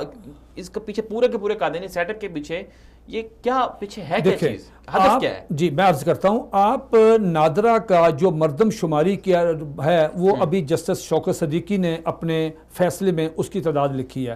قادیانیوں کی تعداد جو ہے نا وہ آٹے میں نمک کے برابر ہے. لیکن وہ سامراجی قوتیں ان کی سرپرستی کرتی ہیں اور اس سرپرستی کے نتیجے میں وہ کی پوسٹ پہ آتے ہیں. جب اب ہمارا مطالبہ ہوتا ہے کہ قادیانیوں کو ان کی تعداد کے مطابق جو ہے وہ عہدے دیے جائیں. جبکہ یہ اپنے کوٹے سے بہت زیادہ لے چکے ہیں. اب میری بات سن کے حیران ہوں گے. اب نادرا کا ریکارڈ نکلوا لیں مردم شماری کو جو ابھی ہوئی ہے. مردم شماری پہلے بھی ہوئی 1981 میں, 1981 میں ہوئی, اور دوسری یہ بڑی سالوں بعد ہوئی ہے. دونوں کا ریکارڈ نکال لیں. یہ پاکستان کی ٹوٹل آبادی کا 1% بھی نہیں ہے. بالکل ایسے 1% بھی نہیں ہے. ٹھیک ہے, پوائنٹ کچھ ہے, 1 بھی نہیں ہے. اور جبکہ کلیدی عہدوں پہ جتنی ان کو سروسز, یعنی یہ جتنے کلیدی عہدوں پہ بیٹھے ہیں تمام شعبہ جات میں, یہ وہاں پہ کم از کم یہ ٹوٹل آبادی کا جو 15% ہے کوٹا, ان کے پاس 15% سے زائد کوٹا ہے. شوکت صدیقی صاحب نے اپنے فیصلے میں یہی بات لکھی ہے کہ ان کی مردم شماری میں یہ اب ان کا ہدف یہ ہے کہ مسلمانوں کا یہ درینہ مطالبہ جو اصول پہ دلیل پہ یہ بڑا پازیٹو مطالبہ ہے جس کو پوری دنیا میں جس کا اس کو آپ رد نہیں کر سکتے, یہ اپنی تعداد بڑھانے کے چکر میں کہ یہاں ہماری تعداد اتنی زیادہ ہے, پھر یہ ابھی یہ کہتے ہیں ہم پوری دنیا میں چلے گئے ہماری تعداد اتنی ہے. اچھا, میں آپ سے, چونکہ اب میرے پاس وہ کتاب میری ایک چھوٹی سی ہے جو میں نے لکھی ہے قادیانی حضرات کے لیے, ان کے میں نے دعوت دی ہے اسلام کی, اور ان سے میں نے عرض کیا کہ صاحب آپ یہ کتاب پڑھیں اور دیکھیں میں نے آپ کو کتنے احسن اور محبت کے ساتھ آپ کو اسلام میں آنے کی دعوت دی ہے. اس میں میں نے ایک بات لکھی ہے, مدنی صاحب وہ ضرور دیکھیے گا. وہ یہ ہے کہ قادیانی جو ہیں یہ ایک جرمنی کا وہ جو ہٹلر کا مشیر تھا گوئبلز, اس کا ایک فارمولہ جو تھا یہ قادیانی جماعت نے اس کو اپنے ماٹو کے طور پہ لے لیا. کیا وہ کہتا تھا جھوٹ بولو, اتنا جھوٹ بولو, اتنا جھوٹ بولو, اتنا جھوٹ بولو کہ جھوٹ پر سچ پر گمان ہونے لگے, کہ جھوٹ سچ بن جائے. اب انہوں نے کیا کیا, اپنے بندے, انہوں نے جب لوگوں نے خود قادیانی حضرات نے کہا کہ سر ہماری تعداد اتنی نہیں ہے, ہم نیچے جا رہے ہیں, یہ اب تو قادیانی جماعت کا خلیفہ جو مرزا غلام احمد قادیانی کے 2 جملے بڑے مشہور ہیں, اس نے کہا جو جھوٹ بولتا ہے اس کی کسی بات کا اعتبار نہیں رہتا. بڑا زبردست جملہ کہا. دوسرا جملہ کہا جو جھوٹ بولتا ہے وہ ولد و زنا ہے. ٹھیک, اب یہی جملے مرزا جو ان کے خلیفہ مرزا طاہر جو مر گیا, اب تو مرزا مسرور ہے, ناصر کے بعد طاہر آیا, چوتھا خلیفہ. چوتھے خلیفے نے یہ ربوہ اپنا یہاں پہ انگلینڈ میں سالانہ جلسے میں ہر سال خلیفہ جو ہوتا ہے ان کا قادیانیوں کا آپ کے ریکارڈ میں کہ ہر سال وہ ایک اعلان کرتا ہے. ہر سال وہ کہتا ہے اس سال اتنے غیر احمدی ہماری جماعت میں داخل ہوئے ہیں. اگلے دن ان کا جو روزنامہ الفضل ہے اس میں رپورٹ ہو جاتا ہے. اب میری بات سن کے حیران ہوں گے, اس صدی کا میں نے مضمون لکھا تھا جو اخبارات اور رسائل میں شائع ہوا, تو اس کا میں نے نام رکھا تھا صدی کا سب سے بڑا جھوٹ. اچھا, صدی کا میں باقی سالوں کی بات نہیں کرتا, میں صرف 1 سال کی بات کرتا ہوں. 2000 غالباً 2001 ہے اگر میں بھول نہیں گیا, کیونکہ وہ میں نے پورے فگر ان کے اخبارات میں سے دیے ہیں. مدنی صاحب حیران ہوں گے, ذرا غور سے بات سنیے گا. ایک قادیانی پوری دنیا میں مسلمان قادیانی ہو جائے, یہ اپنے الفضل میں ایم ٹی اے پہ اس کے انٹرویو لیں گے, اس کے تاثرات شائع کریں گے, یہ کریں گے, شور مچائیں گے کہ یہ دیکھیں یہ فیملی آگئی قبول, اس میں اپنا اس کے الفضل میں آتا ہے. اب جناب اس میں خلیفہ نے جھوٹ بولا. میں سارے قادیانی حضرات جو میری بات سن رہے ہیں اس پروگرام سے, میری ایک درخواست سن لیں اس پروگرام کی وساطت سے, میں اس پروگرام میں یہ ریکارڈ ہو رہا ہے, آپ کے پاس بھی ہے, اور چیلنج کرتا ہوں, اور اگر آپ ثابت کر دیں جو مرزا طاہر نے فگر دیے ہیں کہ اس سال اتنے قادیانی جو ہیں یہ غیر احمدی مرزئی بنے ہیں, غیر قادیانی ہوئے ہیں, اگر وہ تعداد صحیح ہو میں اپنا گھر بیچ دوں گا. میرا گھر پرسنل, میرا گھر 1,20,20 لاکھ کا میرا گھر ہے, 7 مرلے کا لاہور میں. میں اللہ کی قسم کھا کے کہتا ہوں کہ میں اس پروگرام کی وساطت سے میں گھر بیچ دوں گا. 1 کروڑ روپیہ انعام, 1 کروڑ روپیہ انعام جو مرزا قادیانی جو موجودہ خلیفہ ہیں مرزا مسرور, وہاں سے لے کے نیچے تک ہر قادیانی کو میرا چیلنج ہے کہ مرزا طاہر نے جو کہا تھا کہ صاحب ہمارے اس سال 1 سال کا کہ 1 کروڑ آئے ہیں, 1 کروڑ جی غیر قادیانی ہوئے ہیں. مجھے صرف 1 کروڑ نہیں, آپ مجھے 1 لاکھ کی لسٹ دے دیں, 1 لاکھ کی دے دیں, میں 100 نیچے آیا ہوں.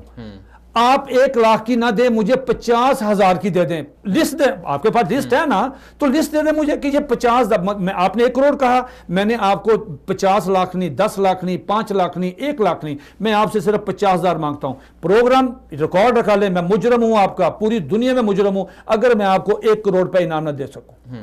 آپ جھوٹ بولتے ہیں, آپ کا خلیفہ جھوٹ بولتا ہے, آپ کا خلیفہ جھوٹ بولتا ہے.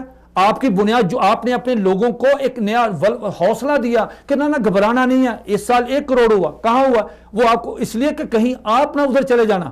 اور میں کہتا ہوں کہ الحمدللہ رب العالمین, مسلمانوں کی محنت سے, شعور سے, جن قادیانیوں کو اللہ رب العزت نے عقل اور شعور کی اور عقل سلیم دی ہے, اگر وہ تھوڑا سا, میں یہ نہیں کہتا میری کتابیں پڑھیں, نو, میری کتابیں نہ پڑھیں, کسی کی کتابیں نہ پڑھیں, آپ صرف مرزا غلام احمد قادیانی کی کتابیں پڑھ لیں بس. وہ مرزا غلام احمد قادیانی کی خود کتابیں ثابت ہیں کہ آپ ذرا کشتی نو تو پڑھیں. پوری دنیا میں اردو میں کتابیں ہیں مدین صاحب, بالکل, یہ اس کا انگلش ورژن کیوں نہیں شائع کرتے؟ یہ یورپ میں چلے گئے ہیں, کب سے گئے ہیں؟ 1984 میں مرزا طاہر برقع پہن کے پاکستان سے فرار ہوا. اور یار مرزا غلام احمد قادیانی کی آپ تبلیغ کر رہے ہیں یورپ میں, آپ انگلش میں اس کی ٹرانسلیشن کیوں نہیں کرتے؟ میں آپ کو کہتا ہوں, میرا چیلنج, ایک اور چیلنج سنیے. جس دن آپ نے کشتی نو مرزا غلام احمد قادیانی کی کتاب ہے, مجھے اب یاد آ رہا ہے شاید وہ 19 نمبر والیوم میں ہے, 19 نمبر جلد, آپ اس کا ترجمہ کر کے یورپ میں تقسیم کریں, سارے قادیانی گرفتار کر کے آپ کو جیل میں آپ پاک خانے بھیج دیں گے. مرزا غلام احمد قادیانی سے کہا گیا کہ صاحب آپ کس طرح قادیانی ہیں, آپ کس طرح آپ کس طرح عیسیٰ علیہ السلام. مرزا غلام احمد قادیانی نے ایک پہلے مادی کا دعویٰ کیا, پھر کہا میں عیسیٰ علیہ السلام ہوں. اب لوگوں نے کہا صاحب عیسیٰ علیہ السلام تو وہ عیسیٰ ابن مریم ہے, جی آپ تو عیسیٰ ابن غلام مرتضیٰ ہیں.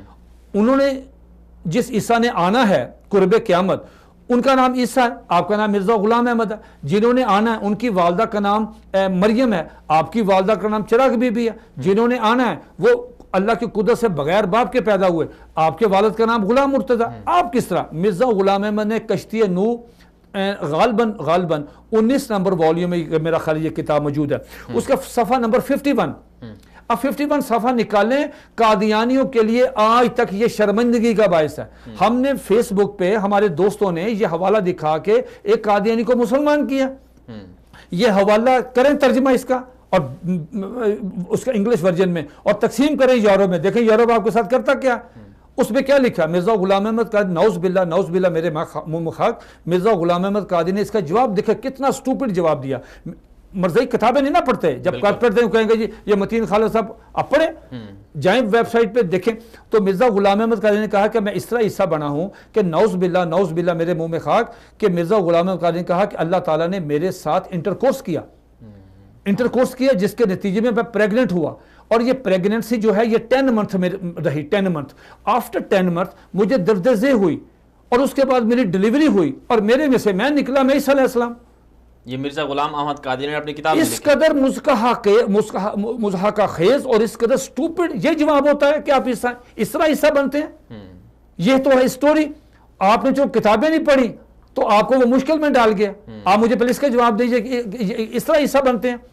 تو مطلب یہ ہے کہ یہ دھوکہ, آپ لوگوں کو کہتے ہیں کروڑ, کہاں کروڑ؟ آپ مجھ سے, آپ 50,000 کی مجھے لسٹ دے دیں, آپ مجھے بلائیں, آپ مجھے چناب نگر بلا لیں, میں اپنے خرچ پہ, ویزے پہ میں انگلینڈ چلا جاتا ہوں. آپ مجھے واٹس ایپ کر دیں, آپ مجھے اپنی ویب سائٹ پہ دکھائیں کہ متین خالد گیا تھا پروگرام میں, بھائی یہ ہماری 50,000 کی لسٹ ہے, آپ اسے کسی عدالت میں چیلنج کر لیں, آپ مجھ سے کروڑ روپیہ لے لیں. آسان سوال ہے. آپ جھوٹ بولتے ہیں, آپ جھوٹ, اور پھر آپ کے مرزا غلام احمد نے لکھا ہے کہ جو جھوٹ بولتا ہے وہ ورد الزنا ہے. آپ مرزا غلام احمد کے فتوے کو آگے نیچے آ گئے آپ. یعنی قادیانیوں کا اس سارے کے سارے پورے قادیانیت کو دنیا میں پھیلانے کا یا اس کو چلانے کا, پورے کے پورے سسٹم کو کھڑا کرنے کا ایک سب سے بڑا مقصد اور ہدف یہ ہے کہ وہ اپنی تعداد کو بڑا کر کے بتائیں, لیکن وہ بھی جھوٹا مبالغہ میزی. اور اس میں جو قادیانی جو لوگ اگر ان کو فالو بھی کر رہے ہیں وہ بھی بیچارے جھوٹ میں مبتلا ہو کر اپنے بڑوں کی بات سننے پر مجبور ہیں. ان کو کہتے ہیں ہمارے خلیفہ جو ہے وہ ٹھیک کہہ رہے ہیں. مجھے صاحب مجھے یہ بتائیں کہ یہ آدمی کہتا ہے کہ نبی کریم علیہ السلام کے 3,000 معجزے ہیں, میرے 10 لاکھ ہیں. اب 10 لاکھ کی لسٹ بتائیں نا آپ اپنے مرزا قادیانی جس کو آپ محمد رسول اللہ کہتے ہیں, جس کو مہدی کہتے ہیں, جس کو مسیح موعود کہتے ہیں, جس کو نبی کہتے ہیں, جس کو کہتے ہیں کہ یہ سارے نبی جو اس کی گریبان میں ہیں جی, تو اس کے آپ نے 10 لاکھ معجزات, ہمارے حضور علیہ الصلوۃ والسلام کے جتنے معجزات ہیں وہ عام کتابوں میں ہیں, اس پہ بے شمار کتب ہیں ہمارے اکابرین نے, مطلب عربی میں, فارسی میں, اردو میں ٹرانسلیشن یہ بھری پڑی ہیں دکانیں. اور یار آپ مجھے 10 لاکھ معجزے دکھائیں نا, کدھر ہیں آپ کے قادیانی؟ اب جھوٹ بولتے ہیں. اچھا ایک اور سوال ہے کہ قادیانی جو ہے یہ سارا کا سارا سسٹم چلاتے کہاں سے, ان کے پاس پیسہ کہاں سے آتا ہے؟ اچھا یہ بڑا دلچسپ سوال ہے مدنی صاحب. اس میں قادیانی جو ہیں انہوں نے مرزا غلام احمد قادیانی کی کتاب ہے, اب مجھے والیوم اس کا نام ہے الوصایا جی, ہاں جی وصیتیں, وہ اس میں اس نے وصیت کی ہے. اس نے کہا ہے کہ ہر قادیانی جو ہے, ہر قادیانی یہ باؤنڈ ہے, پھر اس میں مرزا جو خلیفہ ہوتا ہے یہ اس میں رد و بدل کرتا رہتا ہے اس کی ریشوں کی.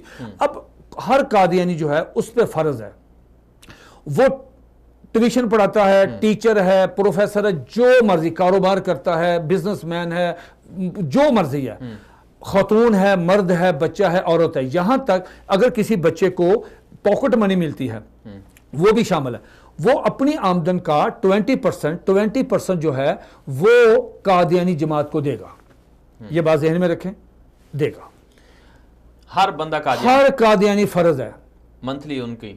اور اس میں آپ کو ایک میں لطیفہ سناتا ہوں. لطیفہ یہ ہے, اور قادیانی حضرات بھی غور سے سنیں, اگر کوئی قادیانی یورپ میں یا کسی جگہ پہ کلب میں جاتا ہے, زنا کرتا ہے, شراب پیتا ہے, جوا کھیلتا ہے, اپنی عبادت گاہ میں نہیں جاتا, اپنی عبادت نہیں کرتا, لٹریچر نہیں پڑھتا, اپنے خلیفہ کی تقریر نہیں سنتا,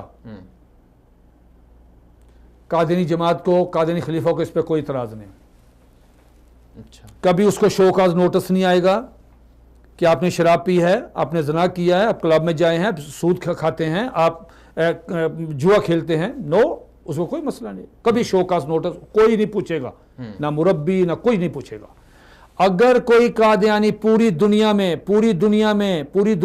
اگر کوئی قادیانی اگر اس نے چندہ نہ دیا 20% جی 20%, صرف ایک, جیسا میٹر ہمارا میٹر چلتا ہے نا ہمارے یہاں پاکستان میں بجلی کے, اگر آپ ایک بل ایک نہیں دیں گے تو میٹر کاٹ دیں گے, وہ سوئی گیس کا بھی وہ بجلی کا بھی.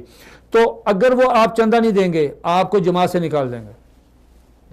یہ ایک لمیٹڈ کمپنی ہے جو چندہ لیتی ہے. ایک دفعہ مرزا طاہر نے, یا مرزا جو بعد میں مسرور آیا, اس نے ایک اپیل کی کہ ہم نے ایک جگہ پہ اپنی عبادت گاہ بنانی ہے, ہمارے پاس پیسے شارٹ ہیں, ہمیں پیسے دیں. تو میں نے اس کو خط لکھا کہ صاحب آپ تو کہتے تھے کہ ہمارا 1 کروڑ آ گیا, اور یار 1 کروڑ آدمی جو ہے وہ آپ کو, اگر جو پاکستان دنیا میں رہتے ہیں وہ آپ کو ڈالر میں دیں, in shape of dollar, in shape of euro, in shape of Australian dollar, Pakistani rupee, یہ 100 روپے بھی دیں, تو آپ کے تو کروڑوں روپے اکٹھے ہو جائیں. اس کا مطلب ہے کہ آپ جو چندہ مانگ رہے ہیں وہ آپ نے پہلے جھوٹ بولا تھا. تو یہ چندہ جو ہے نا جی یہ لازمی. اور ایک بات بہت ضروری ہے, یہ تو ہے عام چندہ. ربوہ میں 2 قبرستان ہیں, ایک 4 دیواری کے اندر ہے, اس میں پودے جو ہیں بالکل ایک لین میں ہیں, ایک لائن میں ہیں. ان کی بڑی خراش تراش روزانہ ہوتی, بڑے خوبصورت پودے ہیں, فوارے چل رہے ہیں, ٹھیک, فوارے چل رہے ہیں. اس میں چمبیلی کا زیادہ ہیں, ہوا چلتی ہے, خوشبو آتی ہے. اس میں نوجوان لڑکیاں نقاب لے کے, جیسے وہ بیلے ڈانس ہوتا ہے عربوں کا, تو اس میں باریک کپڑے سفید جو عروسی ہوتے ہیں, وہ مختلف خواتین جو ہیں وہ اس میں پھر رہی ہوتی ہیں. وزٹ کرواتے ہیں, کہتے ہیں صاحب نے دیکھا حضرت یہ ہماری جنت ہے. اچھا ٹھیک ہو گیا. یہ ربوہ پاکستان میں آئی نو. اب میں اس کو دیکھا, میں ان کو نہیں بتایا کہ میں متین خالد ہوں. میں ان کی لائبریری میں گیا, ایوان محمود میں گیا, ان کا سارا وہ جہاز سیٹ اپ میں نے دیکھنا تھا, ان کا فوٹو کاپی کروائی وہاں سے لائبریری سے. تو ایک ہے یہ قبرستان. اگر آپ نے یہاں پہ دفن ہونا ہے تو مرزا قادیانی کتاب جو الوصایا ہے اس کے مطابق اپنی, جب آپ مریں گے, مرنے سے پہلے آپ وصیت کر کے جائیں کہ میری ٹوٹل اتنے مکانات ہیں, اتنے میری دکانیں ہیں, اتنا میرا سارا بینک بیلنس ہے, اس سب میں سے 50%, 50%, ہاف، نصف، یہ آپ احمدیہ جماعت کو دے کے جائیں گے. پھر تو آپ جائیں گے نعوذ باللہ نام نہاد اس بہشتی مقبرہ میں. اگر آپ ساری زندگی صرف وہ اپنا چندہ ہی دیتے ہیں اور مرنے سے پہلے آپ وہ ہاف نہیں دے کے جاتے، دین کیا ہے، وہ باہر قبرستان ہے جہاں پہ کتے پیشاب کر رہے ہیں، قبروں کا حالت کو نہیں، وہ باہر ہے. اس کو جہنم کہ وہ جہاں دفن ہوگا. جنت میں وہ جائے گا جو پوری آمدنی، مکان، دکانات، بزنس کا 0.5% دے گا. آپ حیران ہوں گے، بڑے بڑے قادیانی جو ہیں وہ انہوں نے نہیں وہ دیا اور وہ باہر ہے. ہمارے ساتھ ایک واقعہ ہوا، ہم نے ایک قادیانی ہمارے کسی گاؤں میں وہ مر گیا، اس نے مسلمانوں کے قبرستان میں دفن کرنا چاہا، ہم نے کہا نہیں کرنا. وہ ربوہ لے گئے، ربوہ جا کے رات کا وقت تھا، ایمبولینس میں لے گئے، انہوں نے کہا جی ہاں. انہوں نے کہا کیا نام ہے، یہ نا، کہاں کا رہنے والے، یہاں کا. انہوں نے رجسٹر نکالا، اس نے کہا بھائی آپ کا تو 15 سال کا چندہ رہتا ہے، اچھا چندہ دیں. انہوں نے کہا جی ہم غریب لوگ ہیں، مسلمان ادھر دفن نہیں ہونے دیتے، آپ چندہ مانگ رہے ہیں، آپ کی خاطر ہم نے جانیں دیں، مانے کھائیں، فلاں کیا، لٹریچر تقسیم کیا، مرزے کو برملا مسیح موت کہتے رہے. انہوں نے کہا نو ہم یہ ساری چیزیں اپنی جگہ پہ ہیں، ہمارے پیسے دیں. اس نے کہا جی جنت کے جہنم کو، یہ جہنم کے پیسے ہیں جو چندہ رہتا ہے، جنت میں جانے کے لیے موصوف کی وہ ہاف ملے گا. اب انہوں نے کہا کہ صاحب اس طرح ہے، اب رات کا ٹائم ہے، میت کہاں لے کے جائیں، فوری طور پہ پیسے لے کے بھی نہیں آئے. آپ ایسے کریں، ان کو فی الحال یہاں پہ دفن کریں، اجازت دیں، ہم آپ کو 2 یا 3 دن میں پیمنٹ دے دیں گے. اب ہوا یہ، وہ بچے واپس آئے، بچوں نے کہا کہ یہ کون سا مذہب ہے. اور اللہ تعالیٰ کا لاکھ شکر ہوا، اللہ رب العزت نے ان کے دلوں میں کچھ چیز ڈالی، ایمان کی دولت، وہ بچے پھر مسلمان ہوئے.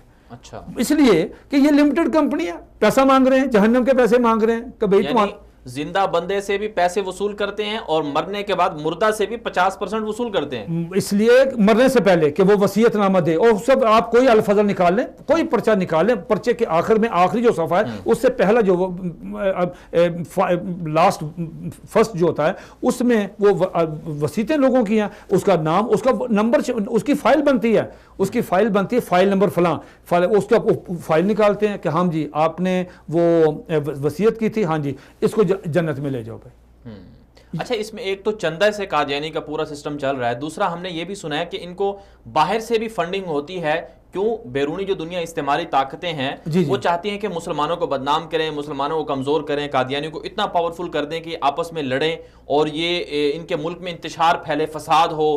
تو باہر کے لوگ بھی ان کو فنڈنگ کرتے ہیں. دیکھیں آپ حیران ہوں گے میری بات سن کے کہ فنڈنگ اس قدر ہوتی ہے کہ پاکستان میں فرقہ واریت جو ہے، اگر وہ آتا ہے ربیع الاول کا مہینہ آتا ہے تو یہ ایک پمفلٹ شائع کرتے ہیں. انس نامی جو نوجوان قادیانیوں کا انجینئرنگ یونیورسٹی میں تھا، وہ رنگے ہاتھوں پکڑا گیا، اس کے کمرے میں لٹریچر تھا، یہ فرضی نام لکھا بریلوی حضرات کے خلاف پمفلٹ، وہاں پہ پمفلٹ لکھا فرضی نام پہ اور دیوبندی حضرات کے، اہل حدیثوں کے خلاف، اہل تشیع کے خلاف. کیا کرتے ہیں کہ تاکہ یہاں پہ خانہ جنگی اور فرقہ واریت ہوگی تو ان کے لیے کام آسان ہوگا. وہ اگر ہم اکٹھے ہوں گے، ہم کہیں گے قادیانی غیر موقع کا، دیکھو جی یہ تو آپس میں لڑتے فلاں. دوسری بات یہ ہے کہ باہر والی جو این جی اوز ہیں، باہر والے جو ادارے سرپرستی کرتے ہیں، وہ ان کی فنڈنگ اس لحاظ سے کرتے ہیں کہ ان کو کوئی مسئلہ بھی ہو، مثلا کوئی چیز بھی ہو، مثلا وہ کہتے ہیں جی ہم نے قانون توہین رسالت ختم کروانا ہے، ہم نے گستاخ رسول ہے آسیہ مسیح ہے، ہم نے اس کو رہا کروانا ہے، اس کے لیے میڈیا میں خبریں لگوانی ہیں، اس میں صحافیوں کو پیمنٹ کرنی ہے، اس کے لیے مختلف سیمینار کروانے ہیں، جس طرح وہ جو آسما جہانگیر والی جو حقوق انسانی کی تنظیم ہے وہ کرواتی رہتی ہے، اس میں پھر وہ کوریج آنی ہے، اس کو جلوس کے لیے بندے لانے ہیں، ہائر کرنے ہیں. تو یہ ساری فنڈنگ وہ وہاں پہ کوئی بھی ان کا کوئی مسئلہ ہے تو وہ پاکستان میں ان کو استعمال کرتے ہیں. اور یہ حضرات جو ہیں یہ آگے پھر مطلب اس کے لیے بے شمار پیسہ خرچ کر کے وہ ایک ماحول بناتے ہیں اور اس ماحول کو جو ہے وہ ایکسیپٹ کرتے ہیں. مثال کے طور پہ آپ دیکھیں کہ پاکستان میں قانون توہین رسالت کو ختم کرنے کے لیے جو کوششیں ہوتی ہیں وہ کرسچنز کے پیچھے یہ قادیانی لابی کھڑی ہے. آج تک قادیانیوں نے کسی ایک سنگل ون میں بھی مطلب یہ انہوں نے اپریشیٹ نہیں کیا کہ صاحب کہ پاکستان میں اسلامی قانون ہونا چاہیے یا فلاں ہونا چاہیے. اگر کوئی باہر بھی مثال کے طور پہ یہ اب نیوزی لینڈ میں ہوا ہے واقعہ, آپ مجھے بتائیں کس قادیانی نے اس کو مذمت کی ہے یا کس قادیانی نے اس کو کنڈم کیا؟ نہیں. تو یہ باہر والی لابیاں ان کو استعمال کر کے اپنے مقاصد حاصل کرتی ہیں. اچھا ایک اور بات بھی ہے کہ قادیانی جو ہے وہ پاکستان کو توڑنا چاہتے ہیں, اور ماضی میں ان کی تاریخ میں ثبوت بھی ملے ہیں ایسے کہ یہ پاکستان کو قادیانی سٹیٹ بنانا چاہتے تھے. ان کے کوئی خلیفہ گزرے ہیں, وہ بلوچستان کو بھی علیحدہ پاکستان سے کروانا چاہتے تھے. پھر ہم نے دیکھا کشمیر کے اندر بھی انہوں نے کوشش کی کہ کشمیر کو پکڑ لیں, اس کو قادیانی سٹیٹ بنا دیں. کشمیر پر ایک کمیٹی بنی تھی, علامہ محمد اقبال اس میں شامل ہوئے تھے, لیکن جب پتہ چلا کہ قادیانی یہ ہیں, اور علامہ اقبال شروع میں قادیانیوں کے حوالے سے اتنی معلومات نہیں تھی ان کو, بعد میں جب پتہ چلا تو انہوں نے کھل کر اس پہ لکھا. تو آپ کے خیال میں قادیانی پاکستان کو کے خلاف بیرونی دنیا میں جا کر کیا پروپیگنڈا کرتے ہیں, اور پاکستان کے پاسپورٹ پر پاکستان کا رکھتے پاسپورٹ ہیں, پاکستان میں جاب کرتے ہیں, 50 سال تک کے تنخواہیں لیتے ہیں, سارا کچھ پلتے ہیں, بعد میں جا کے بیرونی دنیا میں جا کے کہتے ہیں جی ہم پر تو پاکستان میں ظلم ہو رہا ہے, ہمیں نیشنلٹی دے دیں. تو پاکستان کو بھی یہ لوگ بدنام کر رہے ہیں, تو پاکستان کو توڑنا بھی چاہتے ہیں, سب چیزیں ان کے اندر شامل ہیں. تو آپ کے خیال میں قائد اعظم کیا سوچتے تھے قادیانیوں کے بارے میں, علامہ اقبال کیا سوچتے تھے, اور اب قادیانی پاکستان کا نام بیرونی دنیا میں جا کے کیسے بدنام کرتے ہیں؟ جی مطلب اس میں دیکھیں ہمارا جو سیکولر طبقہ نا وہ ایک بات بڑی عجیب کرتا ہے. وہ کہتا ہے جی ہمیں ملا کا پاکستان نہیں چاہیے, ہمیں علامہ اقبال اور قائد اعظم کا پاکستان چاہیے. میں ان سے یہ پوچھتا ہوں کہ چلیے ہم علامہ اقبال کے پاس چلتے ہیں, ہم علامہ سے پوچھتے ہیں کہ قادیانی حضرات جو ہیں ان کے بارے میں آپ کیا خیال رکھتے ہیں. حضرت علامہ اقبال رحمۃ اللہ علیہ نے غالباً 1936 یا 1937 کو خط لکھا تھا جواہر لال نہرو کو. اس خط میں انہوں نے جملہ لکھا جس کا ترجمہ ہوا, سارا کچھ ریکارڈ ہے. تو اس میں انہوں نے کہا کہ میں ذاتی طور یہ خط میں کہا کہ میں ذاتی طور پہ سمجھتا ہوں کہ قادیانی جو ہیں, احمدی جو ہیں, یہ اسلام اور ملک دونوں کے غدار ہیں. یہ بہت بڑا لفظ ہے غدار کہنا, کہ یہ غدار ہیں, اور غدار کی سزا پوری دنیا کے آئین میں, آپ مجھے بتا دیں کیا ہے, کہ پوری دنیا کے آئین میں یہ لکھا ہوتا ہے کہ جو اس ملک کا غدار ہوگا وہ واجب القتل ہوگا, یہ لکھا ہوتا ہے. اچھا اسی طرح علامہ اقبال رحمۃ اللہ علیہ نے اپنے ایک جو اسٹیٹمنٹ کو جو مضمون چھایا ہوا اس میں انہوں نے کہا کہ یہ یہودیت کا چربہ ہے, یہ قادیانی یہودیت کا فرنچائزڈ ہے, یہ اس طرز پہ یہ کام کر رہے ہیں. پھر ایک اور جگہ پہ انہوں نے کہا کہ ہمیں بہائیت پہ جو ہے, یہ بہائیت ان سے زیادہ مخلص ہے, وہ بھی منکر ختم نبوت ہے, فتنہ بہت بڑا. تو انہوں نے کہا کہ اس لیے کہ بہائی جو ہیں اگر وہ کہتے ہیں کہ بہاءاللہ جو ہے وہ نبی ہے, تو وہ اپنے آپ کو مسلمان نہیں کلیم کرتے. آپ نئی نبوت بھی متعارف کروا رہے ہیں مرزا غلام احمد قادیانی کو, اور ڈھیٹ ہو کے, اور بڑے آپ کہتے ہیں کہ ہم مسلمان بھی ہیں, اور ہمیں سرکاری مسلمان غیر مسلم بھی کہتے ہیں. اگر قائد اعظم رحمۃ اللہ کو کچھ موقع مل جاتا, میرا ذاتی خیال ہے کہ مولانا شبیر احمد عثمانی اور پیر جماعت علی شاہ صاحب رحمۃ اللہ علیہ جو جید بزرگ تھے, یہ ان کو پورا معاملہ سمجھاتے, بریفنگ کرتے. آپ کو یاد ہوگا کہ ہمارے ایک مولانا تھے, ہمارے امیر تھے, میں آپ کو نام بتاتا ہوں, فوری طور پہ میرے ذہن میں نام نہیں آ رہا, تو ہماری جماعت کے وہ امیر تھے, وہ چلے گئے, وہ لیاقت علی خان صاحب کے پاس گئے. لیاقت علی خان کو ساری بات بتائی ختم, تو لیاقت علی خان کی آنکھوں میں آنسو آ گئے. انہوں نے ایک بڑا جملہ کہا, انہوں نے کہا مولانا آپ ہماری مسجد میں نہیں آتے, آپ ہمارے پاس نہیں آتے, اور ہم آپ کے پاس نہیں جاتے. ٹھیک ہے, یہ ایک ہوا. انہوں نے کہا میں تو پہلی دفعہ یہ چیزیں دیکھ رہا ہوں. اس دور میں پھر وہ ایک غلطی کا ازالہ پہ پابندی بھی لگی تھی, اگر آپ کو یاد ہو. تو مطلب یہ ہے کہ ان کی جو دل آزار وہ ساری تحریریں. اچھا اسی طرح قائد اعظم رحمۃ اللہ علیہ کو انہوں نے لارڈ ماؤنٹ بیٹن کے کہنے پہ, جب دیکھیں قائد اعظم کہتے تھے ہمیں پاکستان مل جائے, ایک ٹکڑا مل جائے, مطلب ہمارے آزادی چاہیے, ہمیں غلامی نہیں چاہیے. اچھا اس میں بارگیننگ میں کچھ پریشر تھا لارڈ ماؤنٹ بیٹن کا, ظاہر تقسیم, ہماری تقسیم بھی غلط ہوئی, گرداسپور کا علاقہ ظفر اللہ کی وجہ سے وہ چلا گیا, کشمیر کا مسئلہ آج تک وہ حل نہیں ہوا.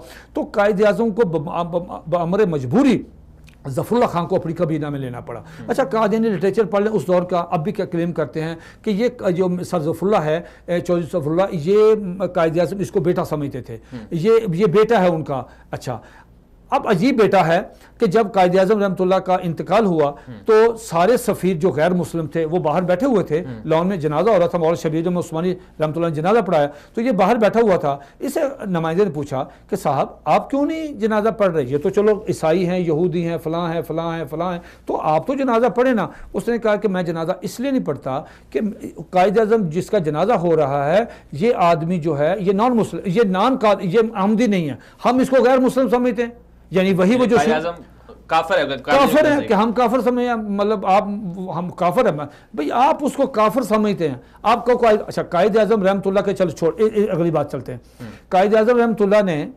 غازی علم الدین شہید رحمۃ اللہ کا وہ کیس لڑا، اور میں نے وہ ساری فائل دیکھی ہے، اور میں نے اپنی بک میں وہ سارے میں نے آرگومنٹس، اتنے کمال آرگومنٹس دیے۔ میں وہ کمرے کی زیارت کر کے آیا ہوں، کمرہ دیکھا ہے، اس کمرے میں فلیٹی ہوٹل کا جو ایک نمبر کمرہ ہے، وہاں قائد اعظم رحمۃ اللہ علیہ ٹھہرے، اور قائد اعظم رحمۃ اللہ علیہ نے اس کیس کی دیکھیں یہ ایک اصول طے کر گیا۔ لوگ کہتے ہیں جی غازی علم الدین شہید رحمۃ اللہ کہ قائد اعظم نے فیس لیا، میں کہا تو لی ہے فیس، آپ کو پتا کتنی فیس لیا؟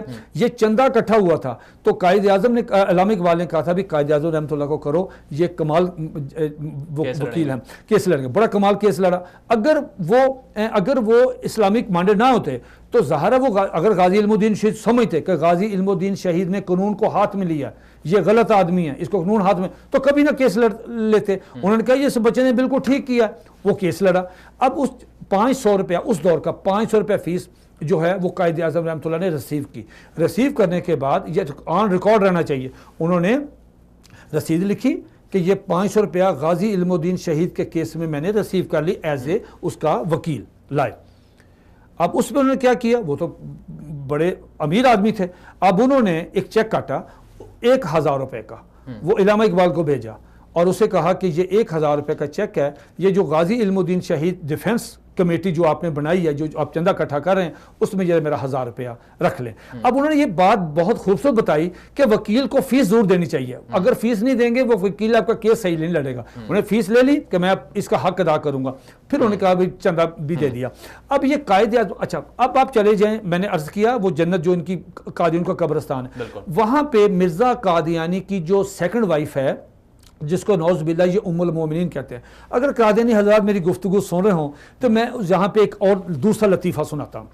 دوسرا لطیفہ یہ ہے کہ آپ مجھے مرزا غلام احمد قادیانی کی جو دوسری بیوی ہے نصرت جہاں بیگم، جس کو آپ ام المومنین کہتے ہیں، اگر آپ مجھے اس کا بیعت فارم دکھا دیں کہ اس نے مرزا غلام احمد قادیانی کے ہاتھ پہ بیعت کی ہے بطور احمدی، اگر کوئی ویسے ایک بندے کو دوں گا، زیادہ پیسے نہیں میرے پاس، میں اس کو 1 لاکھ روپے دوں گا۔ 1 لاکھ روپے دوں گا کہ مرزا قادیانی کی جو بیوی ہے یہ ثابت کر دیں، اپنے لٹریچر سے ثابت کر دیں، یا مجھے فارم، ہر آدمی کا فارم ان کے پاس ہے، فائل بنی ہوئی ہے شروع سے لے کے اب تک، اس کی مرزا غلام احمد قادیانی کے ہاتھ سے لکھی ہوئی ڈائری موجود ہے، آن ریکارڈ ہے، ڈائری پڑھی ہوئی ہوں وہاں پہ، وہیں سے انہوں نے ساری چیزیں۔ اگر یہ صرف مجھے نصرت جہاں بیگم جو ہے اس کا بیعت فارم دکھا دیں، یا مجھے لٹریچر سے دکھا دیں سالڈ کہ اس نے بیعت کی تھی، 1 لاکھ روپے لے لیں، اس نے بیعت ہی نہیں کی۔ کیوں نہیں کی؟ وہ کہتی فراڈی ہے۔ یعنی کہ قادیانی کی بیوی، غلام احمد قادیانی کی بیوی کہتی تھی کہ ان کا شوہر فراڈی ہے۔ فراڈی ہے، اگر آپ کہتے ہیں کہ کی تھی، آپ مجھے گالی نہ دیں، آپ مجھے ابیوز نہ کریں، آپ مجھے تھریٹ نہ دیں، میرے سوال کا جواب آپ کی گالی نہیں ہے، مجھے گالیاں آپ سے زیادہ آتی ہیں، لیکن نو، جس کے پاس دلیل ہو وہ گالی نہیں دیتا، میں نے گالی نہیں۔ آپ مجھے پیار سے بتائیں کہ متین خالد صاحب یہ ہے اس کا فارم اور 1 لاکھ روپے دے دیں، آپ مجھے اسی وقت میرے بینک بیلنس ہے، میں اسی وقت 1 لاکھ روپے کا چیک لے لیں۔ یہ گھوڑے کا میدان، یعنی اس کی بیوی نے بھی اس کی نہیں کی، اور بیٹا بھی تھا ایک ان کا، فضل احمد حرمت بی بی کا بیٹا بڑا فضل احمد، اس نے بھی نہیں کی، اس کا جنازہ بھی نہیں پڑھا، اس نے بھی نہیں بیعت کی، چلے اس کو تو چھوڑیں۔ اچھا اگلی بات، میں آپ کی بات آخری بات، آپ اسی میں چلے جائیں، وہاں نصرت جہاں بیگم کی جو قبر ہے، ان کی پاکستان کے ساتھ کیا ان کی وفاداری ہے؟ پہلی بات تو یہ ہے کہ ہر قادیانی پاکستان کے آئین کو نہیں مانتا۔ صحیح، پاکستان کے آئین میں لکھا ہوا ہے کہ قادیانی غیر مسلم ہے، جو ختم نبوت پہ ایمان نہیں رکھتا وہ غیر مسلم ہے، اس کا نام نہیں، بالخصوص ساتھ لکھا ہوا ہے قادیانی اور لاہوری، یہ غیر مسلم ہے۔ ایک تو یہ قادیانی اس کو نہیں مانتے، نیچے آئین کے آرٹیکل 20 میں بنیادی حقوق دیے ہیں تمام کو، اقلیتوں کو بھی دیے. مثلا ہر پاکستانی جو شہری ہے وہ چاہے نان مسلم ہے چاہے مسلم ہے، وہ کیا کر سکتا ہے؟ وہ ٹریول کر سکتا ہے، جہاں مرضی ٹریول کرے. وہ پرچیز کر سکتا ہے جائیداد کو، چیزیں سیل کر سکتا ہے، وہ بزنس کر سکتا ہے. ہم کیا کرتے ہیں؟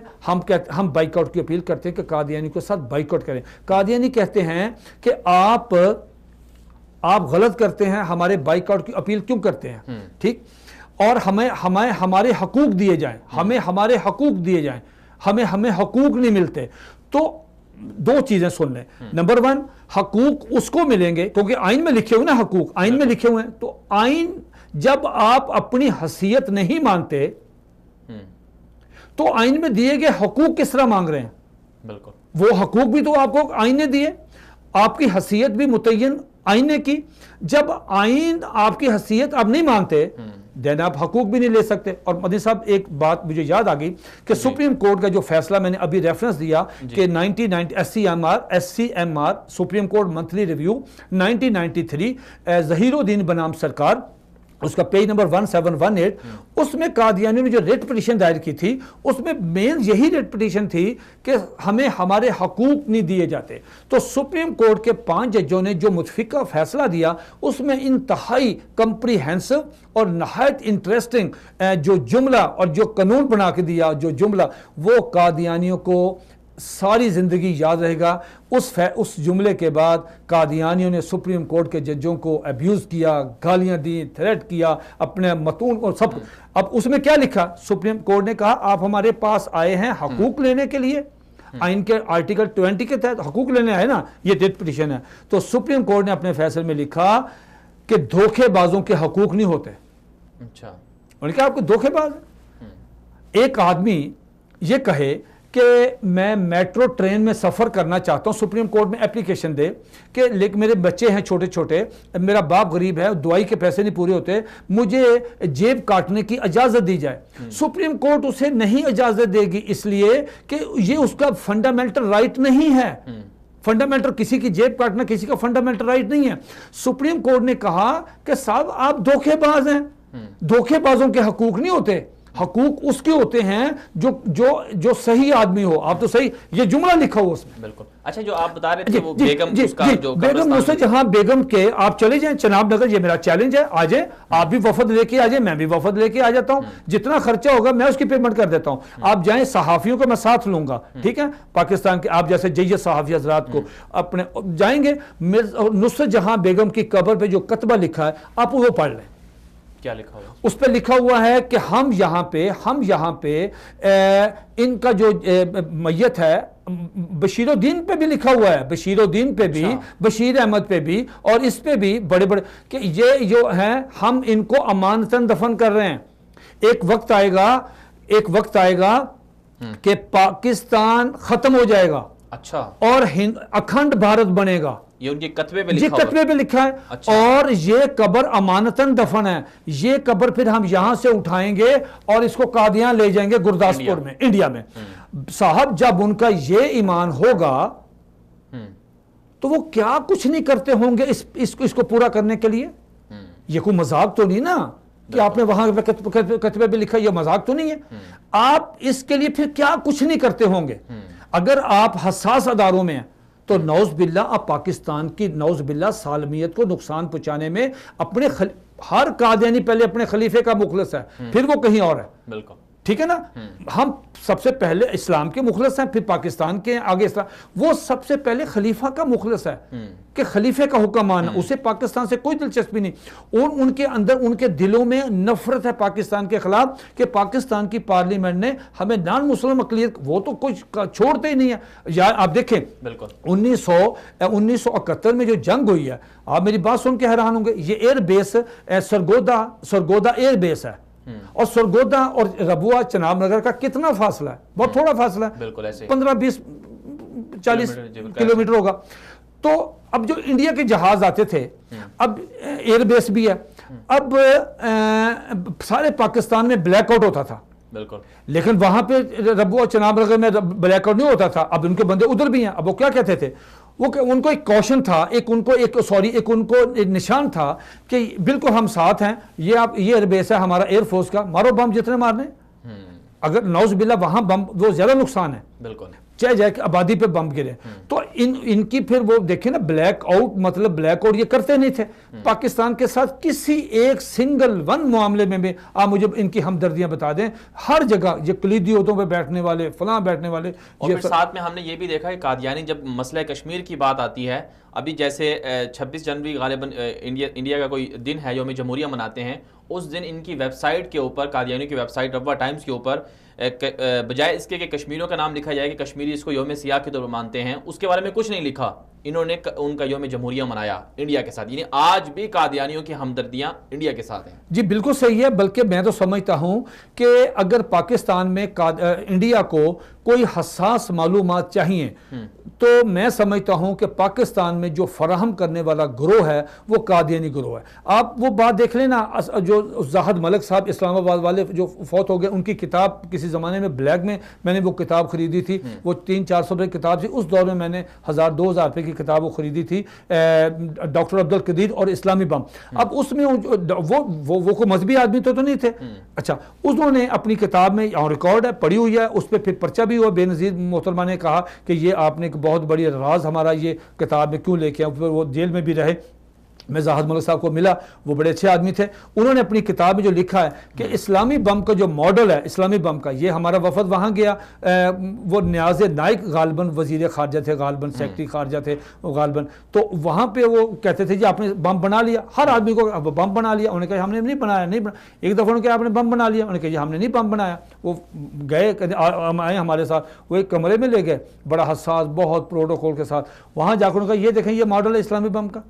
یہ آپ نے وہ شروع میں انہوں نے مخالفت کی ہمارے ایٹم بم کی نا، یہ تو ضیاء الحق صاحب نے اور بھٹو صاحب نے بہت ہڈن، ڈاکٹر قدیر صاحب کی محنت اس میں بڑی شامل. تو خیر اسلامی ایک پاکستان ایٹمی قوت بن گیا. آج اللہ کا کروڑ شکر ہے، اس ایٹمی طاقت کی وجہ سے آج انڈیا ہمارے ساتھ پنگا نہیں لیتا. اس کو پتہ ہے کہ یہ ایٹمی طاقت ہے اور وہ بھی ایٹمی طاقت، یہ بھی ایٹمی طاقت ہے. اور جس طرح ہماری آرمی نے اس کو جواب دیا ہے ساری زندگی وہ یاد رکھے گا. انہوں نے کہا تھا کوئی کمپرومائز نہیں، آپ ایک میزائل پھینکیں گے ادھر سے ایک میزائل پورا دلی فارغ کر دیں گے.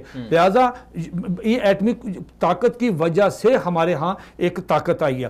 اب ہوا یہ کہ انہوں نے کہا یہ بڑے شرمندہ ہوا وفد کہ ان کو کیسے پتہ چل گیا پورا ایز اٹ از. اب یہ کہتے ہیں ہم باہر نکلے کوریڈور میں، ڈاکٹر عبدالسلام جو نام نہاد جو قادیانی سائنسدان، وہ باہر بیٹھ کھڑا ہنس رہا تھا. وہ یہ واقعہ لکھا ہوا. یہ ساری چیزیں ان کو یہ قادیانی ڈاکٹر عبدالسلام، اب ڈاکٹر عبدالسلام کو تو پاکستان میں ہیرو بنا کے پیش کیا جاتا ہے. ایسی ان کی کیا چیزیں ہیں کہ جو پاکستان کی مخالفت میں سامنے آئی ہیں؟ بھجن میں یہی تو پوچھتا ہوں کہ ڈاکٹر عبدالسلام کا مجھے صرف ایک کارنامہ بتا دیں کہ اس نے کوئی ایجاد کیا کیا. کہہ رہے ہیں نوبل انعام یافتہ ہے. وہ تو 3 بندوں کو ملا، 3 بندوں کی ملا، 2 یہودی ہیں ایک یہ ہے. اور اس آدمی نے نوبل پرائز جب ریسیو کیا تو آپ کو پتہ ہے کہ اس نے جا کے جملہ وہاں کیا، اس نے سب سے پہلے آن ریکارڈ ہے، نکالے ریکارڈ، اس میں کہا کہ میں سب سے پہلے مرزا غلام احمد قادیانی کا پیروکار ہوں، بعد میں پاکستانی ہوں.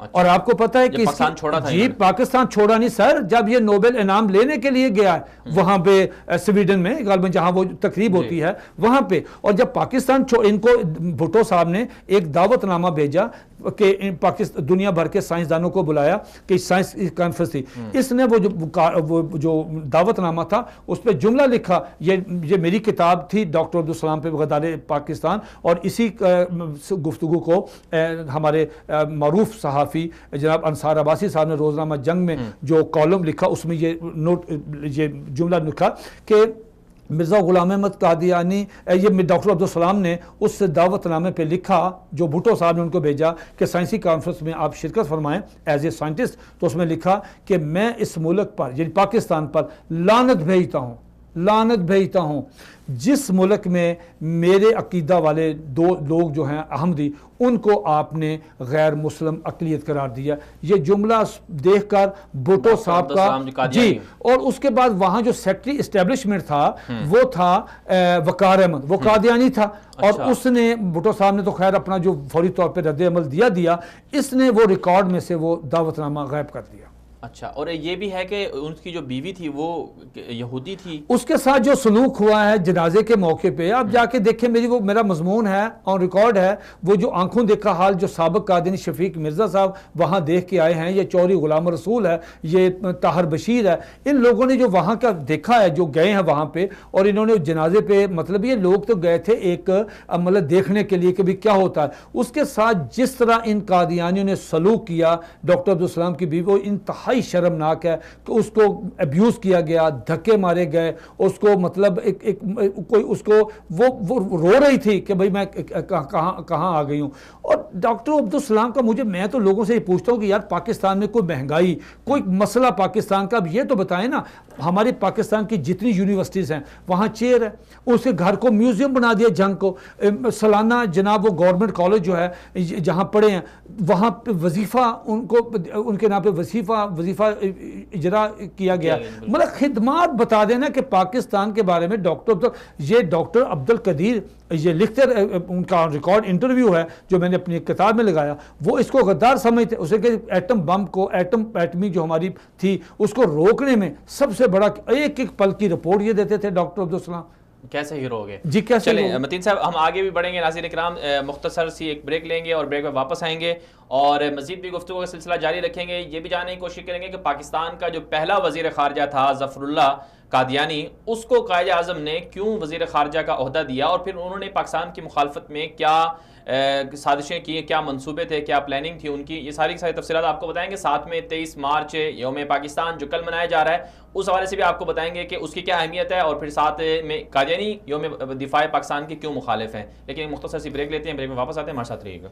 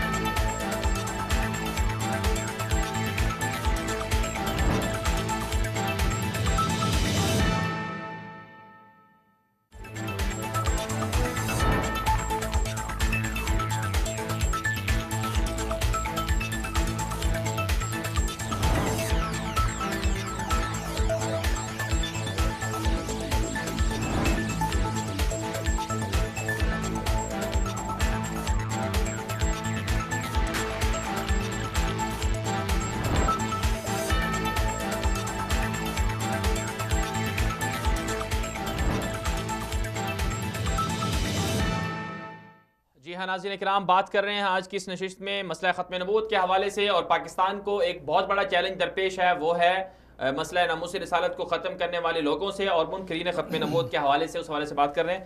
متین صاحب، بات تو ہم نے بہت زیادہ کر لی ہے اور بہت تفصیل سے ہم نے بات کر لی ہے کہ قادیانی کس طرح سے پاکستان کے مخالف ہیں، کس طرح سے پاکستان کے پاسپورٹ لے کر باہر جاتے ہیں کہ ہم پر ظلم ہوتا ہے، لوگوں کو دھوکہ دیتے ہیں وغیرہ وغیرہ۔ تو آپ کے خیال میں جو پہلے وزیر خارجہ لگائے گئے تھے ظفر اللہ قادیانی، وہ آپ بات بھی کر رہے تھے، بات درمیان میں رہ گئی کہ وہ قائد اعظم کا انہوں نے جنازہ نہیں پڑھا، اور دوسری طرف سے قادیانی یہ کہتے ہیں کہ وہ قائد اعظم کے وہ منہ بولے بیٹے تھے، تو یہ تضاد بھی ہے۔ تو آپ کیا سمجھتے ہیں کہ یہ ظفر اللہ قادیانی کو کیوں لگایا گیا اس عہدے پر؟ دیکھیں میں صاحب، بات یہ ہے کہ ہر قادیانی جو ہے، میں پہلے عرض کر چکا ہوں کہ اس میں دو خوبیاں ہوتی ہیں۔ نمبر 1، ایک تو وہ اپنے خلیفہ کی بات مانتا ہے، اپنے خلیفہ کی بات سے وہ ذرا رتی برابر بھی اسے انحراف نہیں کر سکتا۔ نمبر 2، ہر قادیانی جو ہے وہ دھوکہ دیتا ہے مسلمانوں کو۔ وہ جتنا بڑا قادیانی ہوگا اتنا بڑا دھوکے باز ہوگا۔ خود مرزا غلام احمد قادیانی لوگوں کو دھوکہ دیتا رہا، ٹھیک، تعویل کی بنیاد پہ، جب کوئی بات کرنی تعویل، جس کی بات کرنی تعویل، جس کی بات مثال کے طور پہ مرزا غلام احمد قادیانی سے کہا گیا کہ صاحب آپ نے ایک وحی کہی ہے کہ یا میں مکہ میں مروں گا یا مدینہ میں، آپ تو مرے ہیں، یا ہم قادیوں سے کہتے ہیں وہ تو مرا ہے قادیان میں۔ وہ کہتے ہیں اس کا مطلب یہ ہے کہ ان کا مطلب موت کا معنی فتح ہوتا ہے۔ اب دنیا کی کوئی ڈکشنری نکال لیں، کوئی دنیا کی پوری ڈکشنری کسی زبان میں نکال لیں، موت، ڈیتھ، موت، اس کا معنی کبھی بھی فتح نہیں ہوا۔ موت کا معنی موت ہے۔ ہر بات کی تعویل کرنا، کہا گیا ہے کہ میں جب عیسیٰ علیہ السلام، آپ عیسیٰ کس طرح، جب عیسیٰ آئیں گے تو ان کے 2 زرد رنگ کی چادریں پہنی ہوگی، تو مرزا غلام احمد کہتے ہیں کہ 2 زرد رنگ کی چادریں نہیں ہیں، وہ دیکھیں میری آنکھیں پیلی ہیں، مجھے یورن جو پاس ہوتا ہے وہ یلو کلر کا، یعنی زرد رنگ کا، یعنی مطلب ہر بات میں تعویل، یہ جھوٹ بولنا ہر قادیانی اس کی سرشت میں شامل ہے۔ جو تھا سر ظفر اللہ خان، یہ قائد اعظم، دیکھیں وہ مجبوری کی بنا تھی، یہ لارڈ ماؤنٹ بیٹن کا یہ ایک پہلا اس کا تھا کہ میری شرط ہے کہ آپ اپنی پہلی کابینہ میں سر ظفر اللہ کو رکھیں گے، چونکہ وہ اس کا یہ ہوگی کہ برطانیہ نے ہی قادیانی کو پیدا کیا۔ جی وہ ظاہر برطانوی سامراج نے ان کو پیدا کیا۔ خود مرزا غلام احمد قادری کی ساری کتابیں لے لیں، اس ساری کتابوں میں ان کی جو آدھی سے زیادہ وہ انگریز کی تعریف میں کہ بھی اسلام کے 2 حصے ہیں، ایک حصہ یہ ہے کہ بھئی اللہ کی اطاعت، دوسرا حصہ ہے انگریز کی اطاعت، اب دوست تو چھوڑ دو، جہاد کا خیال، اب جنگ میں ہے بند ہے وہ قتال، جو لڑتا ہے وہ، اس کو انہوں نے بہت گالیاں بھی دی۔ ہاں جی، تو یہ ساری چیزیں وہ انہوں نے پلانٹ اس لیے کیا تھا کہ صاحب 2 چیزیں آپ نے کرنی ہیں، ہم آپ کو سب کچھ دیں گے آپ کی خواہش کے مطابق۔ نمبر 1، آپ نے ایک تو مسلمانوں کے دلوں سے حضور نبی کریم علیہ الصلوۃ والسلام کی محبت ختم کرنی۔ سیکنڈلی آپ کیا کریں گے کہ آپ جہاد کو ختم کرنے کے لیے کتابیں لکھیں گے اور سارا کوشش کریں گے اور کہیں گے میں نبی ہوں۔ اب سر ظفر اللہ جو تھا یہ آ گیا وزیر خارجہ۔ اب وزیر خارجہ نے کیا کیا، حمید نظامی جو تھے ہمارے مجید نظامی صاحب کے بڑے بھائی، حمید نظامی نوائی وقت کے جو پہلے ایڈیٹر تھے، اب حمید نظامی تو کوئی مذہبی آدمی نہیں، وہ تو ملا نہیں تھا، وہ تو سیکولر آدمی تھے، ایک پاکستان کے ساتھ بڑے مخلص تھے۔ اب اپنے ان کا آن ریکارڈ بیان ہے کہ ظفر اللہ صاحب، اس وقت ظفر اللہ خان جو قادیانی تھا یہ وزیر خارجہ تھا، انہوں نے کہا کہ اس وقت ہمارے جو پاکستانی سفارت خانے پوری دنیا میں آل اوور دا ورلڈ، انہوں نے کہا یہ سفارت خانے کم ہیں، یہ مرزیت کے اڈے زیادہ ہیں۔ اچھا ٹھیک، اب ہوا کیا، پاکستان بنا، وزیر خارجہ سر ظفر اللہ خان آیا، پوری دنیا میں میں نام لکھوں، نام کو تو ٹائم تھوڑا، پوری دنیا میں جتنے ممالک ہیں اس میں پاکستان کے سفارت خانے تو کھلنے تھے۔ اب یہ منسٹر بڑا تھا پاورفل، اب جتنے بندے وہاں گئے ہیں، پی این سے لے کے اوپر تک، کونسلیٹ، سیکشن آفیسر، فلاں آفیسر، ظاہر ہے ہر سفارت خانے میں کم از کم 20 25 30 50 10 15 12 کا سٹاف تو ہوتا ہے۔ اب میری بات یاد رکھیں مدنی صاحب، سارے کا سارا چونکہ انہوں نے انٹرویو، ان کے اپروول ہونی تھی، ان کی اپوائنٹمنٹ ان کی سارا بزو، یہ سارے قادیانی گئے، ظفر اللہ قادری نے لگوائے ہیں پوری دنیا میں، سوئٹزرلینڈ سے لے کے اٹلی میں، جرمنی میں، پاکستان، ناروے، جہاں جہاں بھی ملک پر. اور آج ہم یہ دیکھتے ہیں کہ اقوام متحدہ سے لے کے جتنے ممالک ہیں، یہ پاکستان کے جو سفارت خانے ہیں، وہاں پہ جو جتنے لوگ بیٹھے ہیں آدھے سے زیادہ قادیانی ہیں. اور وہ قادیانیوں کا جو ایک ایشو ہوتا ہے، مثال کے طور پہ آپ دیکھیں، اب یہ ایشو ہوا، یہ اٹک میں 2 قادیانی ڈاکٹر جو ہیں یہ قتل ہوئے. اب یہ دیکھیں، یہ تو بات نہ کریں کہ ایک قادیانی اپنے کسی پرسنل معاملے میں قتل ہوتا ہے، آپ فوری طور پہ قادیانی جماعت کا ترجمان ٹی وی پہ آ کے BBC کو انٹرویو دیتا ہے کہ جی یہ ہیٹ ہمارے خلاف بہت زیادہ ہے پاکستان میں، لہٰذا قانون کو ختم کیا جائے. اور اللہ کے بندوں، پولیس نے اگلے دن وہ سارے بندے گرفتار کر لیے جنہوں نے یہ مرڈر کیا. اور وہ زمین کا مسئلہ ہے. یہ دیکھیں، یہ شہباز بھٹی جو تھا، یہ آسیہ مسیح کے کیس کے بعد یہ اسلام آباد میں قتل ہوا. آپ ریکارڈ نکال کے دیکھ لیں، وہ ویزوں کا کاروبار کرتا تھا. اب ایک آدمی کو آپ نے 10 لاکھ روپیہ لیا، آپ اس کو باہر بھجوا ہی نہیں رہے، وہ کتنی دیر صبر کرے؟ آپ اس کو گالیاں دے رہے ہیں کہ صبر کرو، ہے نہیں میرے پاس پیسے، جو کام کرو جا کے. اس نے نہیں برداشت کیا، قتل کر دیا.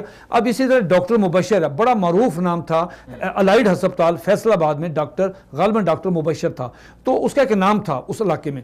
اب وہ قتل ہوا. اب BBC نے اس دن، میں نے وہ BBC کے نمائندوں کو میں نے بتایا، میں نے کہا یار خدا کا خوف کھاؤ، ایک آدمی اپنی پرسنل، اس کی بیوی کے ساتھ تعلقات تھے، جو اس کے گھر میں مزدور حضرات تھے، یہ بدقسمتی ہوئی.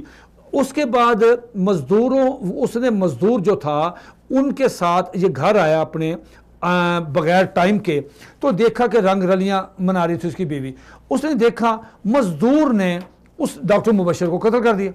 اگلے دن نہیں، 2 4 10 دن بعد وہاں کے جو SSSP تھے، بڑے معروف نا، بعد میں وہ DIG بنے ہیں.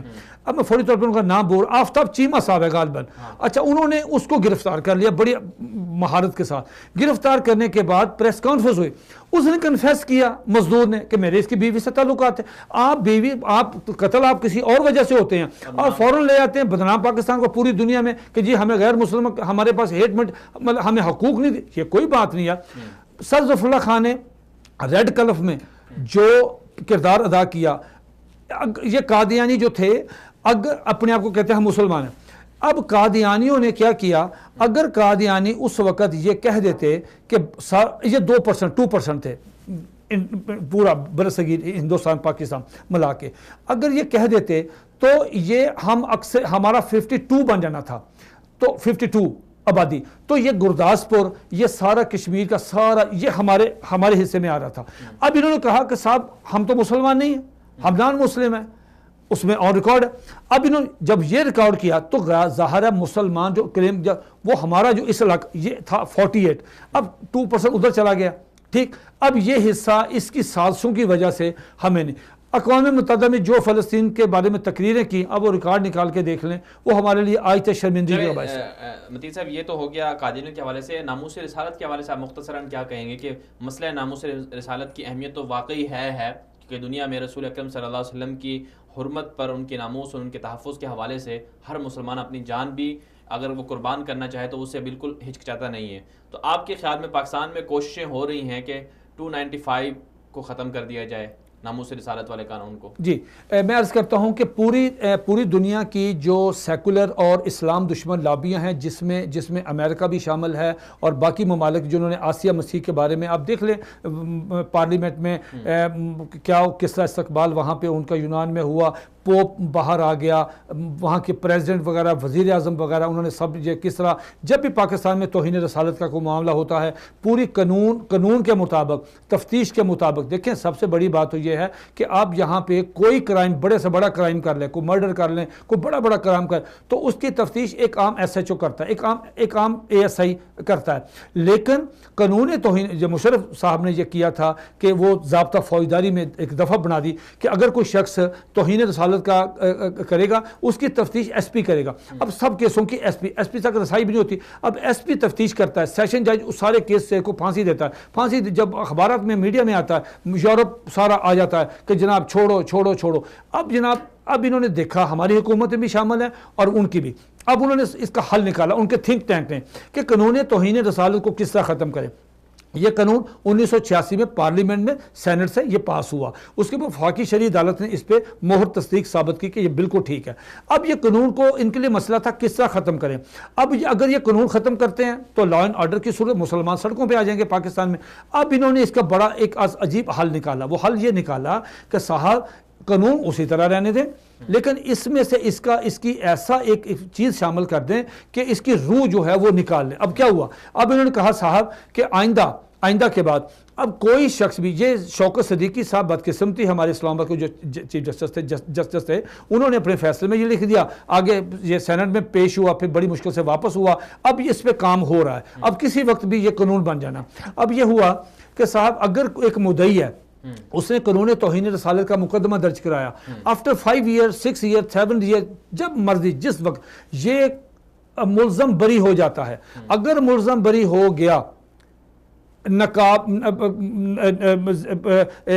زیادہ شہادتیں نہ ہی یا تھوڑی بہت بھی ان کی ہو, تو اگر وہ بری ہو گیا ملزم تو قانون یہ بنا رہے ہیں کہ جو مدعی ہے اس کو سزائے موت ہی جائے گی. وہی سزا گستاخی کی وہ بچ جائے گا. ہاں, اس نے مقدمہ درج کروایا اور آپ کوئی بھی دن نکال لیں سپریم کورٹ کا, کوئی روزانہ کی بنیاد پہ سپریم کورٹ قتل کے لوگوں کو بری کر رہی ہے. لیکن آپ کا دھیان ادھر نہیں جاتا. یہ دیکھیں یہاں پہ ممکن ہے شہادتیں کمزور ہوں فلاں ہوں, لیکن جب ایس پی آپ کا تفتیش کرتا ہے کہ صاحب اس بندے نے توہین رسالت کی ہے تو پہلے تو ایس پی کو آپ ٹرمینیٹ کریں نا, کہ جس نے شروع میں رپورٹ بنا کے سیشن جج کو دی, آگے سیشن جج نے پورا ریکارڈ دیکھ کے آپ نے اس نے صفائی کے فلاں سارے, اس کے بعد پھر آپ سیشن جج کو بھی فارغ کریں نا ملزم. تو یہ تو نہیں, یہاں ہمارا کتنا یہاں تو انصاف بکتا ہے. آسیہ مسیح کا کیس اس میں واضح مثال ہے ہمارے واضح مثال ہے کہ کتنے لوگوں کے پاس ہوتا ہوا گیا. سر ہائی کورٹ کا بعد میں انوار الحق صاحب چیف جسٹس بنے جنہوں نے آسیہ مسیح کی جو سزا وہ